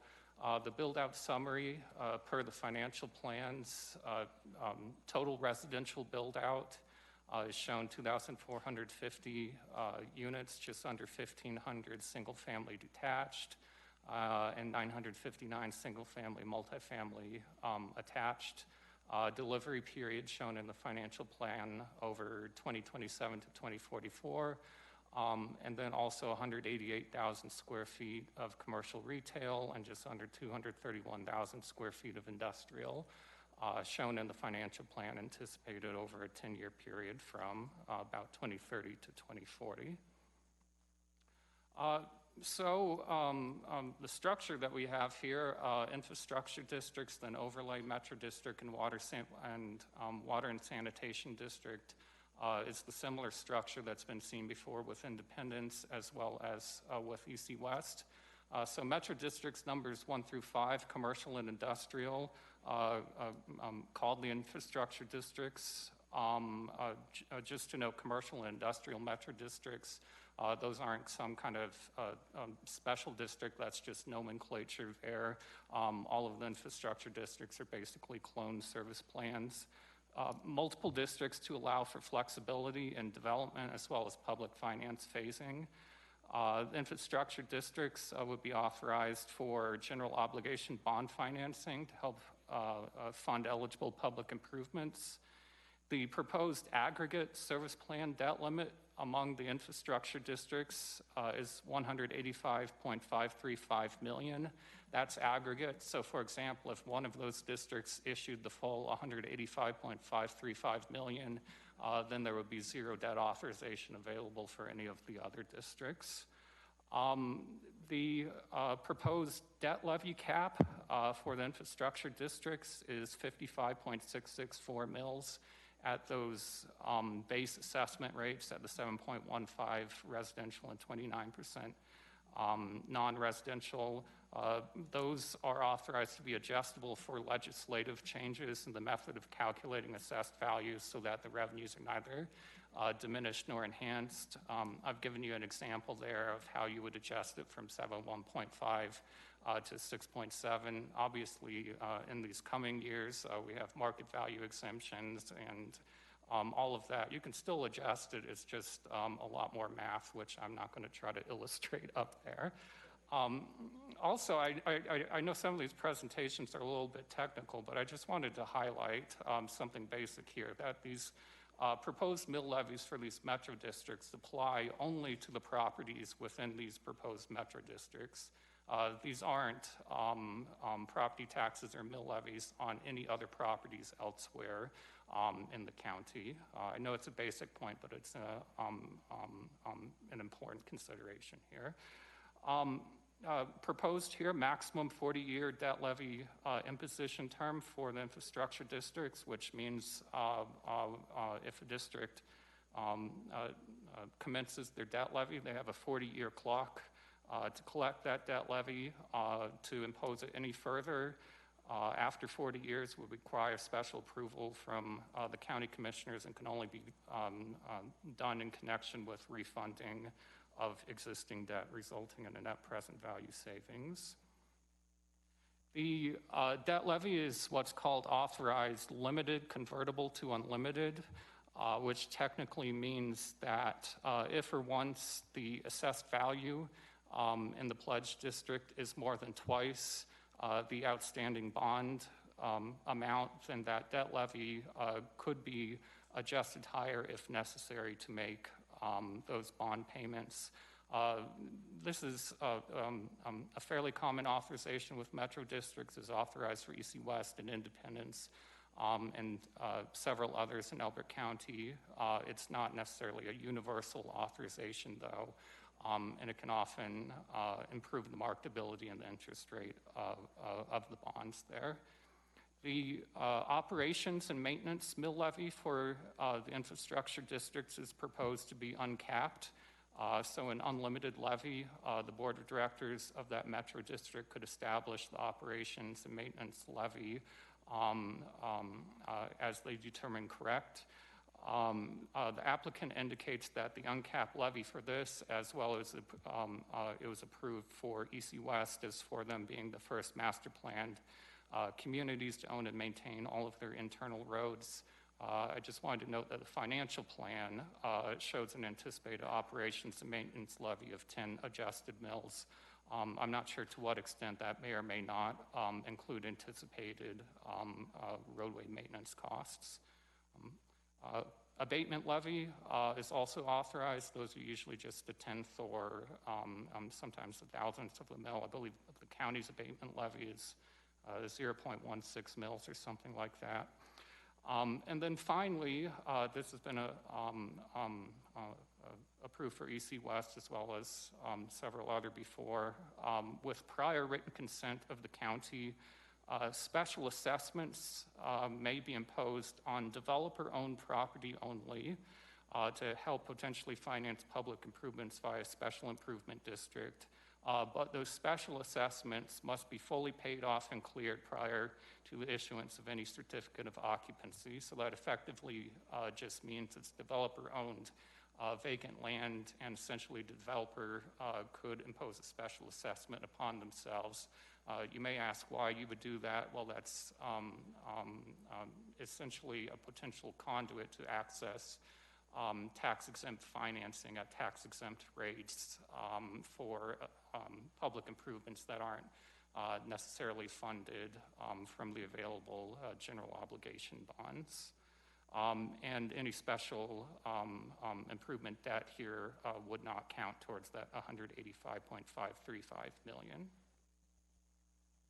Switching gears to the overlay metro district, similar to EC West and Independence, formed to perform CC&R in lieu of an HOA, as well as to own, operate, and maintain certain park and rec, open space, landscaping, and storm drainage improvements in the community.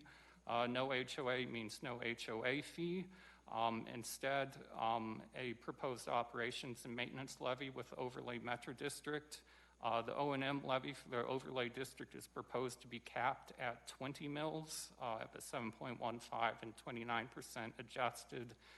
The service plan, though, indicates an anticipated overlay district levy of 15 mils.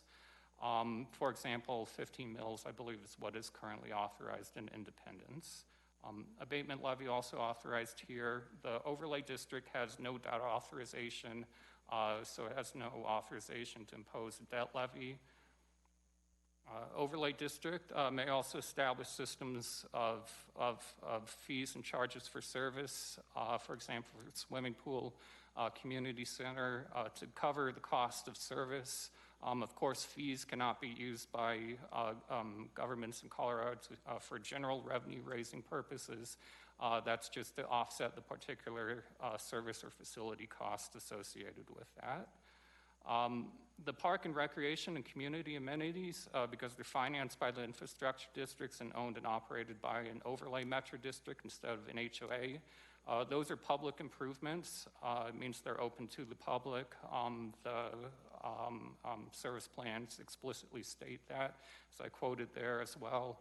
And the applicant indicates that the community amenities are anticipated to include, for example, a community center with swimming pool, gathering rooms, educational spaces, as well as outdoor amenities, trails, parks, open space. And finally, EC East Water and Sanitation District proposed revenue bond authorization amount, so not general obligation, but revenue bond authorization amount of $142.36 million to be paid by tap-in facility fees paid by the home builder or commercial builder at construction to pay those special revenue bonds. The tap-in facility fees shown in the financial plan, $52,000 per unit. That's equivalent to what was implemented in Independence, as well as what was shown in the EC West service plan approvals as well.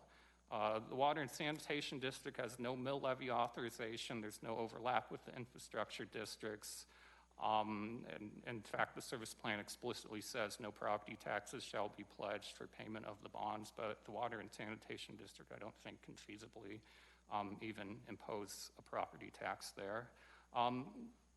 Of course, the other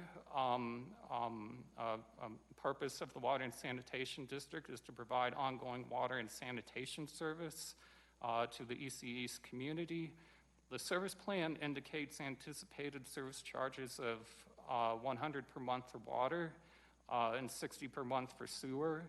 The applicant indicates that in the service plan they are utilizing the rates and rate study from Independence, and that a similar model would or will be built for EC East. Estimated total cost of public improvements. This is from the service plan exhibit prepared in June of 2024.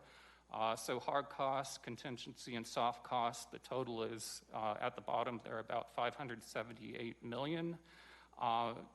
In total, about half of this is for water and sanitation improvements, about half is for road, open space, and other improvements there. On these next two slides, two things I would highlight from this. First of all, estimated public improvement costs for off-site improvements. 26.15 million hard cost estimate. This exhibit here, I want to highlight this map here is not a service plan exhibit. This is provided by the applicant basically to explain the logic and give some illustration as to what goes into that 26 million off-site road improvement cost estimate. You can see the numbers in the circles there, intersection improvements, as well as in the purple and red, roadway improvements. If you have more questions, applicant would be better for that. And of course, I must emphasize that this is preliminary and subject to change as the plats are actually engineered and approved by the county. This is just illustrative. The other one I would highlight here about the public improvement costs, you can see up there at the top, again, water and sanitation is about half. Other public improvements is about the other half of the $578 million. The total public improvement costs, of course, here is higher than the proposed service plan debt authorization amounts, about $328 million. And of course, you have to deduct cost of issuance and reserve requirements out of that as well. So I just wanted to quote from the service plan that the improvements not funded by the infrastructure districts or the water and sanitation district shall remain the responsibility of the developer. The county is not responsible for assuming any of the costs for the design, acquisition, construction, completion, installation of the improvements. Actually going back to the beginning, because you have this gap between the public improvement costs and the revenue and GO bond obligation or authorization amounts. That's where the special improvement public financing idea and opportunity actually looks rather interesting. I should highlight, of course, this is somewhat illustrative here, but this is the proposed / anticipated mill levy in the proposed district. So at the top are the existing taxing entities. This is in Kiowa School District, which has a relatively low total mill levy compared to other school districts. And this is also in Kiowa Fire Protection District as well. So the existing entities for tax year 23 payable this year is about 58.9 mills. So EC East anticipated, and I adjusted the caps here to the 6.7 residential amount. So if you have 59.4 there for the debt, 10 adjusted for operations and maintenance, and 15 anticipated for the overlay district, that's about 85.5 mills, so about 144.4 mills. Of course, consideration, no HOA fee here. Again, this is the same mill levy authorization as was approved for EC West, which is and some taxing entities that have somewhat higher existing mill levies there. So just to kind of put this in context, for example, I believe Independence is currently at 155.8 mills total. Other existing metro districts in the county, similar ones, generally range from about 147 to 167 when you go over into the town of Elizabeth. So this is kind of low to mid-range in comparison to existing metro districts. This is also illustrative, but this is illustrative of an anticipated total residential property tax here. If you have a home, about $609,000 market value, applying tax year 23 policy here, the $609,000 is the average single-family home market value in the financial plan. Property tax on the existing entities, about $2,200 there, and then total proposed for EC East there, about $3,200. And this is essentially the same here, except on a per square foot basis for an example commercial property tax there. About $210 a square foot was shown there, which is the weighted average of the non-residential shown in the financial plan. So switching over to really the reason why I'm here, certainly there are other subdivision statutory criteria that are reviewed, and they have been reviewed by the law firm Butler Snow. They review all of these service plans as well. I'm not an attorney. I work in finance and economics. And so really the one review standard criteria that I'm here for is this basic question is, does the financial plan demonstrate that the districts have the projected financial capacity to issue and pay off the full proposed service plan debt authorization amount, meaning the $185.535 million general obligation for the infrastructure districts and the $142.36 million special revenue bond authorization for the water and sanitation district. Specifically, that criteria there is D, the area to be included in the proposed district has or will have the financial ability to discharge the proposed indebtedness on a reasonable basis. That word reasonable is kind of the lens through which I look through this. Are the economic assumptions reasonable? Perhaps more importantly, are the bond financing assumptions reasonable and consistent with past and likely future behavior? Just elaborating on that a little bit more, the review of the financial plan, there are kind of two sides. One is the projection of the revenues available for debt service, the property tax revenues there. So of course, the development schedule, the absorption and the build out underlies that, as well as the assumed property values and the assumed inflation in those property values. And then the other side are the bond financing assumptions, namely the interest rate assumed on those bonds, debt service coverage ratio, reserve requirements, et cetera. This table summarizes the residential build-out schedule and the assumed property values, as well as the assumed appreciation in those market values on the residential side that's shown in the financial plan. A total of 2,450 residential units. The delivery time frame shown here is from 2027 to 2044. The applicant has kind of described to me before the idea in terms of the phasing here is that kind of the 50-foot, 60-foot detached lots are kind of the backbone of the community, so you kind of put those in first. As that builds out and as community amenities kind of build out, that's when the denser product tends to thrive more. So that's kind of the underlying philosophy that I kind of see in this. In terms of the assumed residential market values there. I would say that those are probably reflective of independence generally there. Just to give you an idea as to what the residential contributes to the total bond financing capacity here, the residential generates about 86% of the property tax revenues for debt service over the 40-year bond period in the financial plan. I wanted to highlight this as well.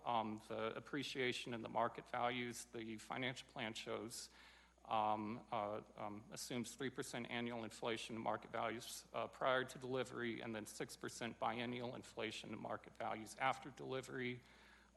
General obligation special district bonds like this are typically underwritten at either 2% biennial appreciation or 6% biennial appreciation. Has emerged more recently as a bit of a more aggressive underwriting standard. Looking at this kind of rather as an underwriting standard, but in terms of economics here, this graph, I've popped this up many times before, but this shows the annual appreciation in the house price index in Elbert County going back to the 1970s. So 6% biennial appreciation equates to just under 3% annual appreciation. And the long-term average annual appreciation, 10-year, 20-year, 30-year, 40-year historical, have all exceeded that 3%. The 20-year kind of has a bad decade and a good decade. That's the lowest there at 4.2%. And then this is commercial build-out. Again, 188,000 square feet of commercial retail, about 231,000 square feet of industrial, 3% annual inflation prior to delivery. This is actually a conservative parameter here. The financial plan actually assumes no inflation in market value after delivery. Obviously, over the long term, there most likely will be appreciation, as well as also $250 a square foot for commercial retail. I'd probably be modeling at $275 or $300. That's pretty conservative. And if you have industrial uses, of course, there can be business personal property can be fairly substantial as well. Just to give you an idea as to what this contributes to the total financing capacity here, the commercial generates about 14% of the property tax revenues for debt service over the 40-year bond period shown. This is, I'll highlight the important parts in the next slide or two here, but this is basically a sources and uses summary of the infrastructure district's bond financing plan. So there's a series 2028 and a series 2039. The two things I would highlight here, first of all, in blue across that line, par amount of bonds. If you sum that up, that's $185.535 million, which equates to the proposed debt authorization amount there at the bottom. The second thing I would highlight, of course, is that you have cost of issuance as well as reserve fund requirements, capitalized interest as well. So the financial plan here is showing net proceeds for eligible costs of about $159 million. Now, of course, when we have a multi-phase plan and project here, the financial plan is really essentially just a generic series of bond issuances based off of the entire build-out. That could be phased out 5 or 10 times, and we'd have a 10,000-page long financial plan. So this is basically a mathematical, or what's often called a numerical financial plan. So really what we're assessing here are key parameters in terms of, for example, the interest rate on the bonds. So what the financial plan is showing here, first is an issuance in 2028 of a 10 or a 10.5-year bond issuance at a 5.5% coupon rate. It shows 1.04 times average coverage there, and it shows it paying off in 2038 with about $4.5 million surplus funds, so a little bit of extra coverage if you were there. And then after that 10-year bond issuance, the financial plan is showing a 29.5-year issuance in 2039 at a 6.5% coupon rate.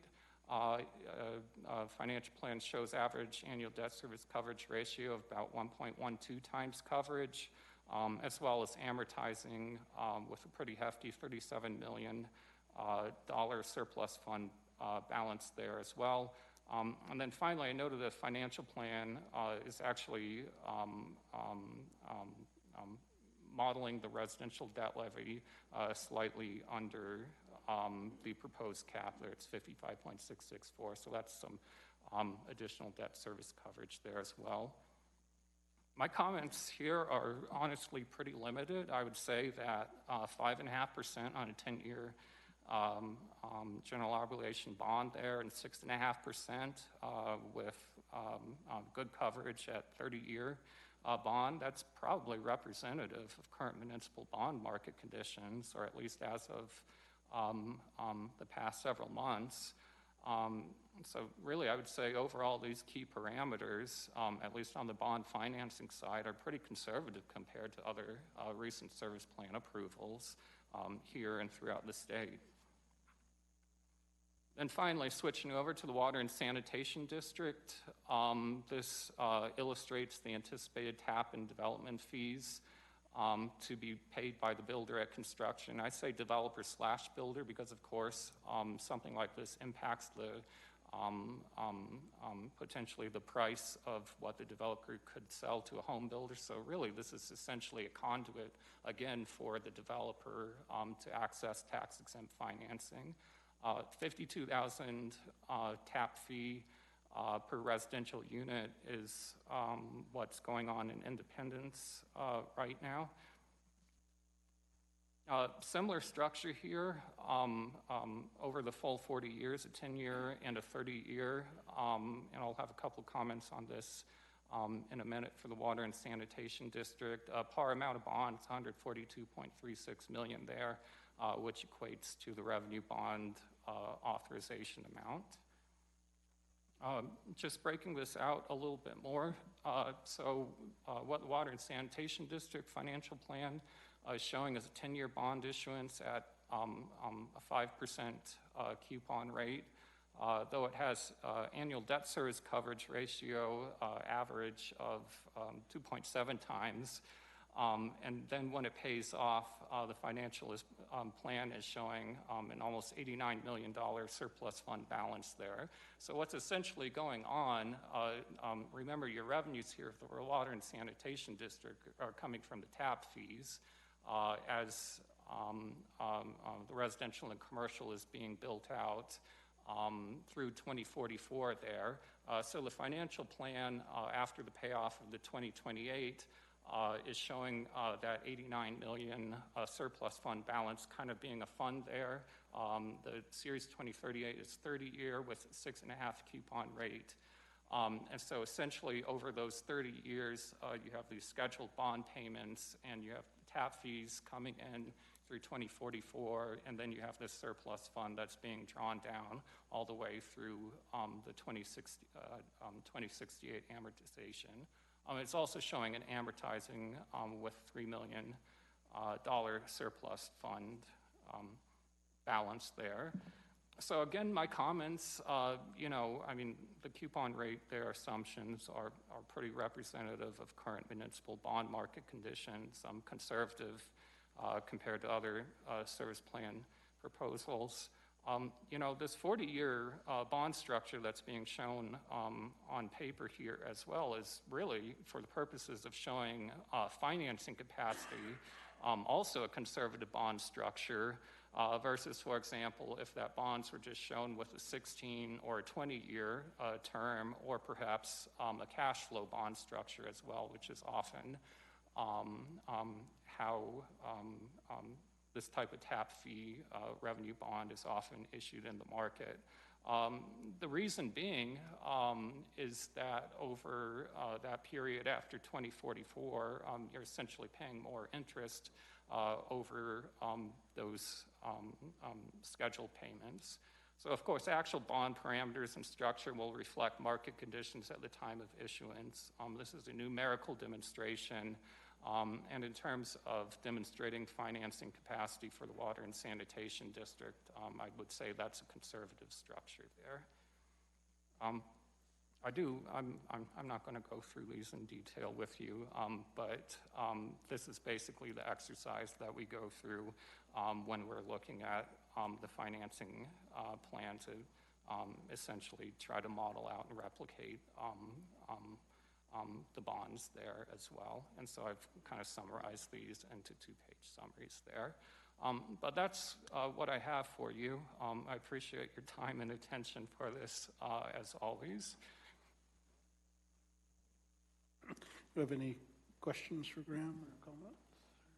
Just to continue on your comment on the bond rates, to be able to project in the future what they may or may not be, I assume that takes into historical rates to kind of project forward on where they're at. Yeah, certainly. I guess kind of giving a qualitative observation, we're kind of those rates right now compared to the past 20 or 30 years, it's kind of an okay market. It's not great. There are a lot of events going on right now with the Fed. There are political events going on as well. And so, I mean, it's a coin flip to me as to where the bond market's going to be going over the next year. There are good arguments on really all different sides for that.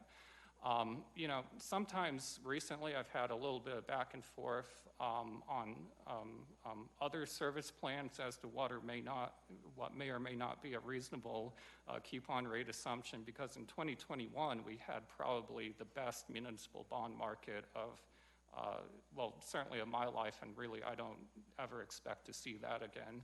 And that was a result of a confluence of, near zero Fed rate, as well as you had a booming stock market, and then you had booming housing demand as well. And so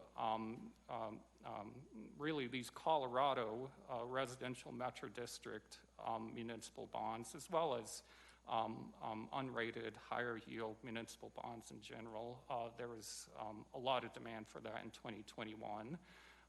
In 2021, there were, before even construction, there were cash flow 30-year bonds being issued at 4.5%. So that's like 4.5% at 1.0 times coverage. That was really the peak of the market. I never expect to see that again.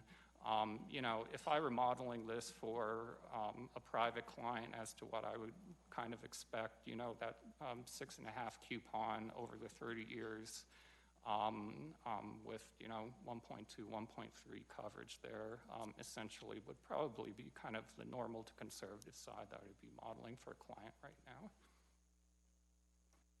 So what would the effect be if we have weird stuff happen and that goes, we have drastic swings one way or the other on what these percentages would do?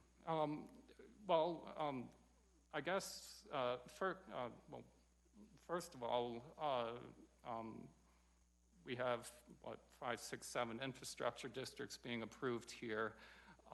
So really that allows some flexibility for the developer, the applicant, to kind of time that in regard to taking advantage of the good markets. Right now, I would say that we're getting better interest rates on smaller phases or smaller issuances right now. So I would I don't want to put words into anybody's mouth, but a lot of the issuances right now are kind of off of, essentially smaller build-out phases, maybe 1, 2, 3 years. In a really good market, you could probably get away with 4, 5, 6 year build-out. That's, I hope that is that kind of helpful there? Or yes, it is. Thank you. Okay. Yeah, I just wanted to say, one, the numbers do look relatively conservative, and I know we've had a lot of turmoil of very late, but it looks like there's a little stability coming absolutely appreciate your ability to pull all of this together in a way that we can digest. So it's probably the last time you'll present to Grant and I as commissioners. I do really want to extend our thanks to you on taking us through these over the years, because every time it gets a little easier to comprehend, and that's on us, not you, but thank you. I appreciate that. I appreciate that, and saying that public comment, that a high compliment. Thank you. And I guess with that, I'll turn this over to Jim and Ms. Miller, if you've got.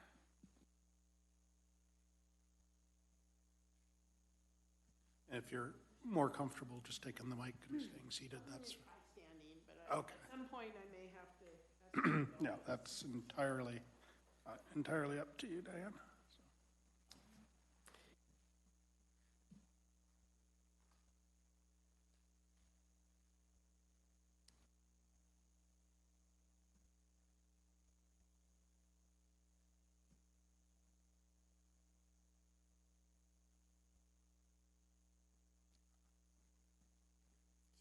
Ready? All right. Good afternoon, Commissioners. Diane Miller, Miller Law, 1555 California Street, Denver. And I'm representing the project team for the EC East Metropolitan Districts.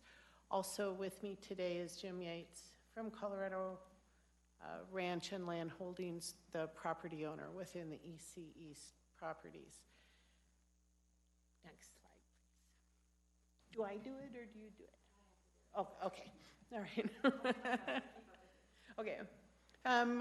One of the benefits of metropolitan districts, and the reason that they have been used so extensively here in Colorado, is that it provides a way for growth to pay its own way, provides the ability for public improvements to be made for properties as they are developed. And I would say over the course of my career as a special district lawyer, what we've seen is that where districts are in place, you get better, higher quality public improvements than you do where there are no districts in place. It reduces the cost of those improvements by providing low-cost tax-exempt financing, and it provides a proportionate impact. That means that all the costs of the streets and the water and sewer aren't front-loaded onto the very first purchasers of property within a development, but because taxes can be utilized over a period of 30 to 40 years to pay for improvements, property owners are only paying for their share of the improvements for the time in which they live in a development. So if you live in a development for 3 years, you're only paying those taxes for 3 years. If you do live there for 25 years, you're going to pay all 25 years. But that's more proportionate and a fairer allocation to your actual use of those public improvements. The other thing that's always important about districts is that taxpayers outside a new development do not contribute taxes to the new development. Only people who own property within the boundaries of the Metro District pay taxes, and so growth pays its own way. Next slide. Graham went through this for you in his presentation. We have estimated total costs for the EC East of $578 million, of which $289 million, about half, is water and sanitary sewer. The debt limit of the Metro Districts, however, is $185 million. That's just the Metro District tax debt. It is not the water and sand debt because it's not paid by taxes. And the remainder of the public improvement costs are the responsibility of the developer. County is never responsible for the costs of public improvements funded by the districts. Next slide. There are numerous financial safeguards for districts.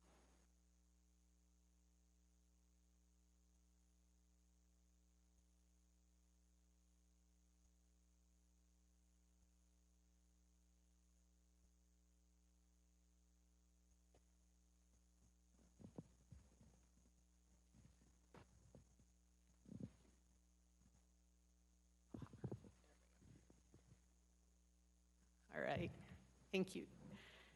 There are numerous financial safeguards for districts, and many people don't understand that when a district issues bonds, that money doesn't go to the developer, it doesn't go to the district, it goes to a bank who's a trustee who acts on behalf of the district and who acts on behalf of the purchaser of those bonds.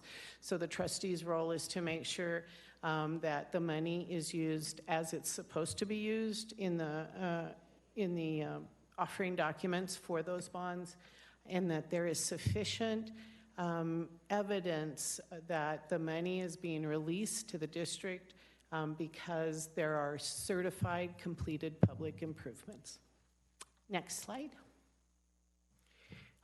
In addition to financial safeguards, there's a lot of other statutory safeguards that are in place with regard to districts. Obviously, we have the service plan, which is approved by the jurisdiction where the district exists. It also requires annual reports to be filed that provide just a mountain of information about what the district is up to. Districts now in Colorado are required to have websites.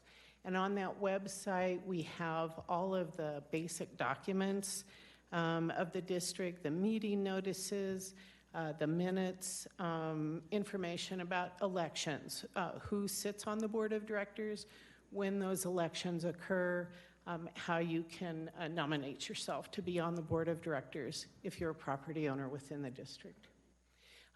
Most recently, the state legislature required annual meetings to be put in place that are basically an informational meeting and allows the people who live within the district to learn about the financial status of the district, the infrastructure status of the district, and then an opportunity to just ask questions of the board of directors and the consultants to get some knowledge about what's going on. So there are 9 districts, proposed for EC East. 5 are residential, 1's commercial, 1's industrial, 1 is our overlay district, which you've seen before in EC West and Independence, and 1 is a water and sanitation district. Exhibit D of the service plan showed the improvements that are expected for these districts. Each district will contribute to the overall cost according to its financial ability. That's why we have the aggregated financing plan. And again, we have the estimated costs to be financed by the district at $327 million, and that is a combination of both the bonds that'll issue by the water and sand and the bonds that'll issue by the Metro District. These cost estimates do not include private improvement costs, which cannot be funded by a district. And those include overlot grading, electrical infrastructure, gas infrastructure, and wet utilities serving each lot. Districts are authorized to construct public infrastructure for the development under the Title 32, the statutory authority for districts. Streets, storm drainage, water and sand, and parks and recreation are the primary public improvements that districts are empowered to do. The county will take ownership and maintenance of the streets outside the development upon acceptance by the county, and that's County Road 29 and 174. The overlay district will own, operate, and maintain park and rec, cultural and recreation amenities, and open space. The metropolitan districts or the water and sanitation district or the overlay district shall maintain storm drainage improvements in interior streets. Particularly with streets, we expect those to be very expensive maintenance items, and so it may take a combination of districts to make sure that that maintenance occurs properly.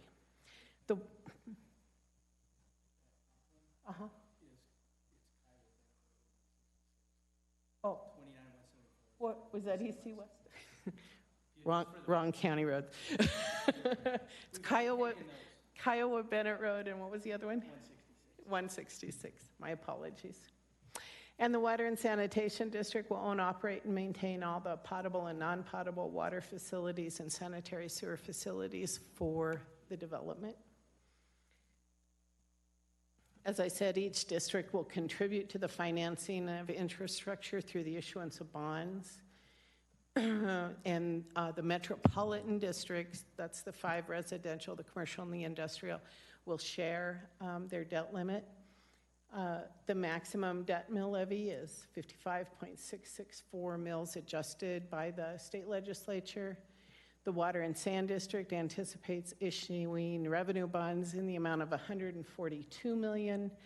The Water and Sand District does not use property taxes, but revenue bonds that are paid from tap fees and system development fees. And the Overlay District does not have any debt capacity, cannot issue bonds, and is intended to be a maintenance district in lieu of an HOA. The developer and the districts request a recommendation of approval. We request that you approve the 9 metropolitan and other districts for EC East. And that's all I have.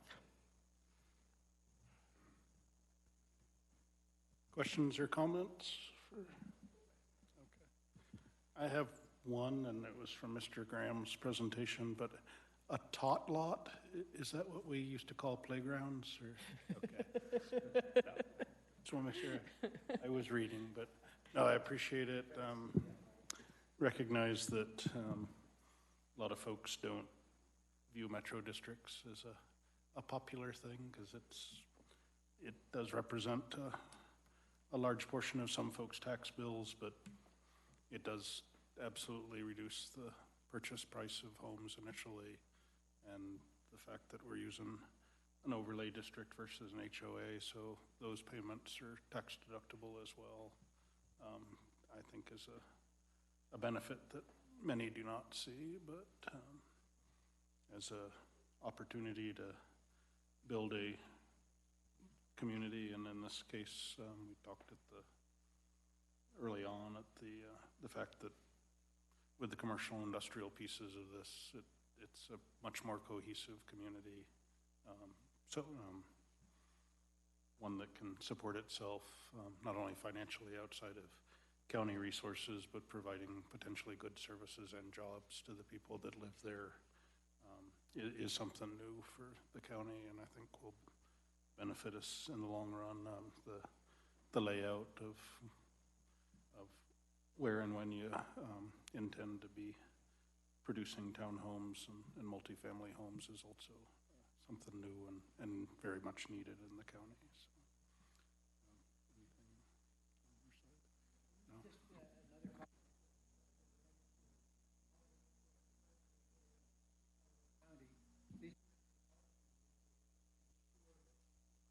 Expenses for development. I think yours is dead. Oh. I did. I don't think anybody wants to hear me. Didn't want to hear me either. One of the comments I want to make, and basically this is for the public, is an approval of these metro districts ensures that existing county residents and people living outside the metropolitan districts do not have to pay any infrastructure incremental costs, or new costs, I guess is the right word. So I think that's good for the county.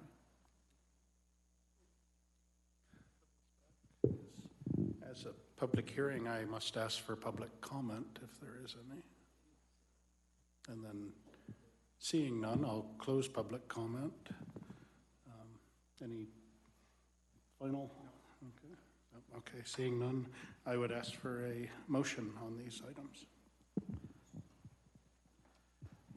Mr. Chairman, I move that we approve the EC East Metropolitan Districts and Service Plans that include 9 metropolitan districts, and service plans would include EC East Metropolitan Districts 1 through 5, EC East Overlay Metropolitan District, EC East Industrial Metropolitan District, EC East Commercial Metropolitan District, and EC East Water and Sanitation District. Okay, we have a motion from Commissioner Thayer, a second from Commissioner Schroeder. All in favor, please say aye. Aye. Aye. Motion carries. I would accept a motion to close public hearing on this item. Mr. Chairman, I move that we close public hearing on EC East Metropolitan Districts and service plans. Okay, we have a motion and a second to close public hearing on these items. All in favor, please say aye. Aye. Okay, aye. It was unanimous, 3 ayes.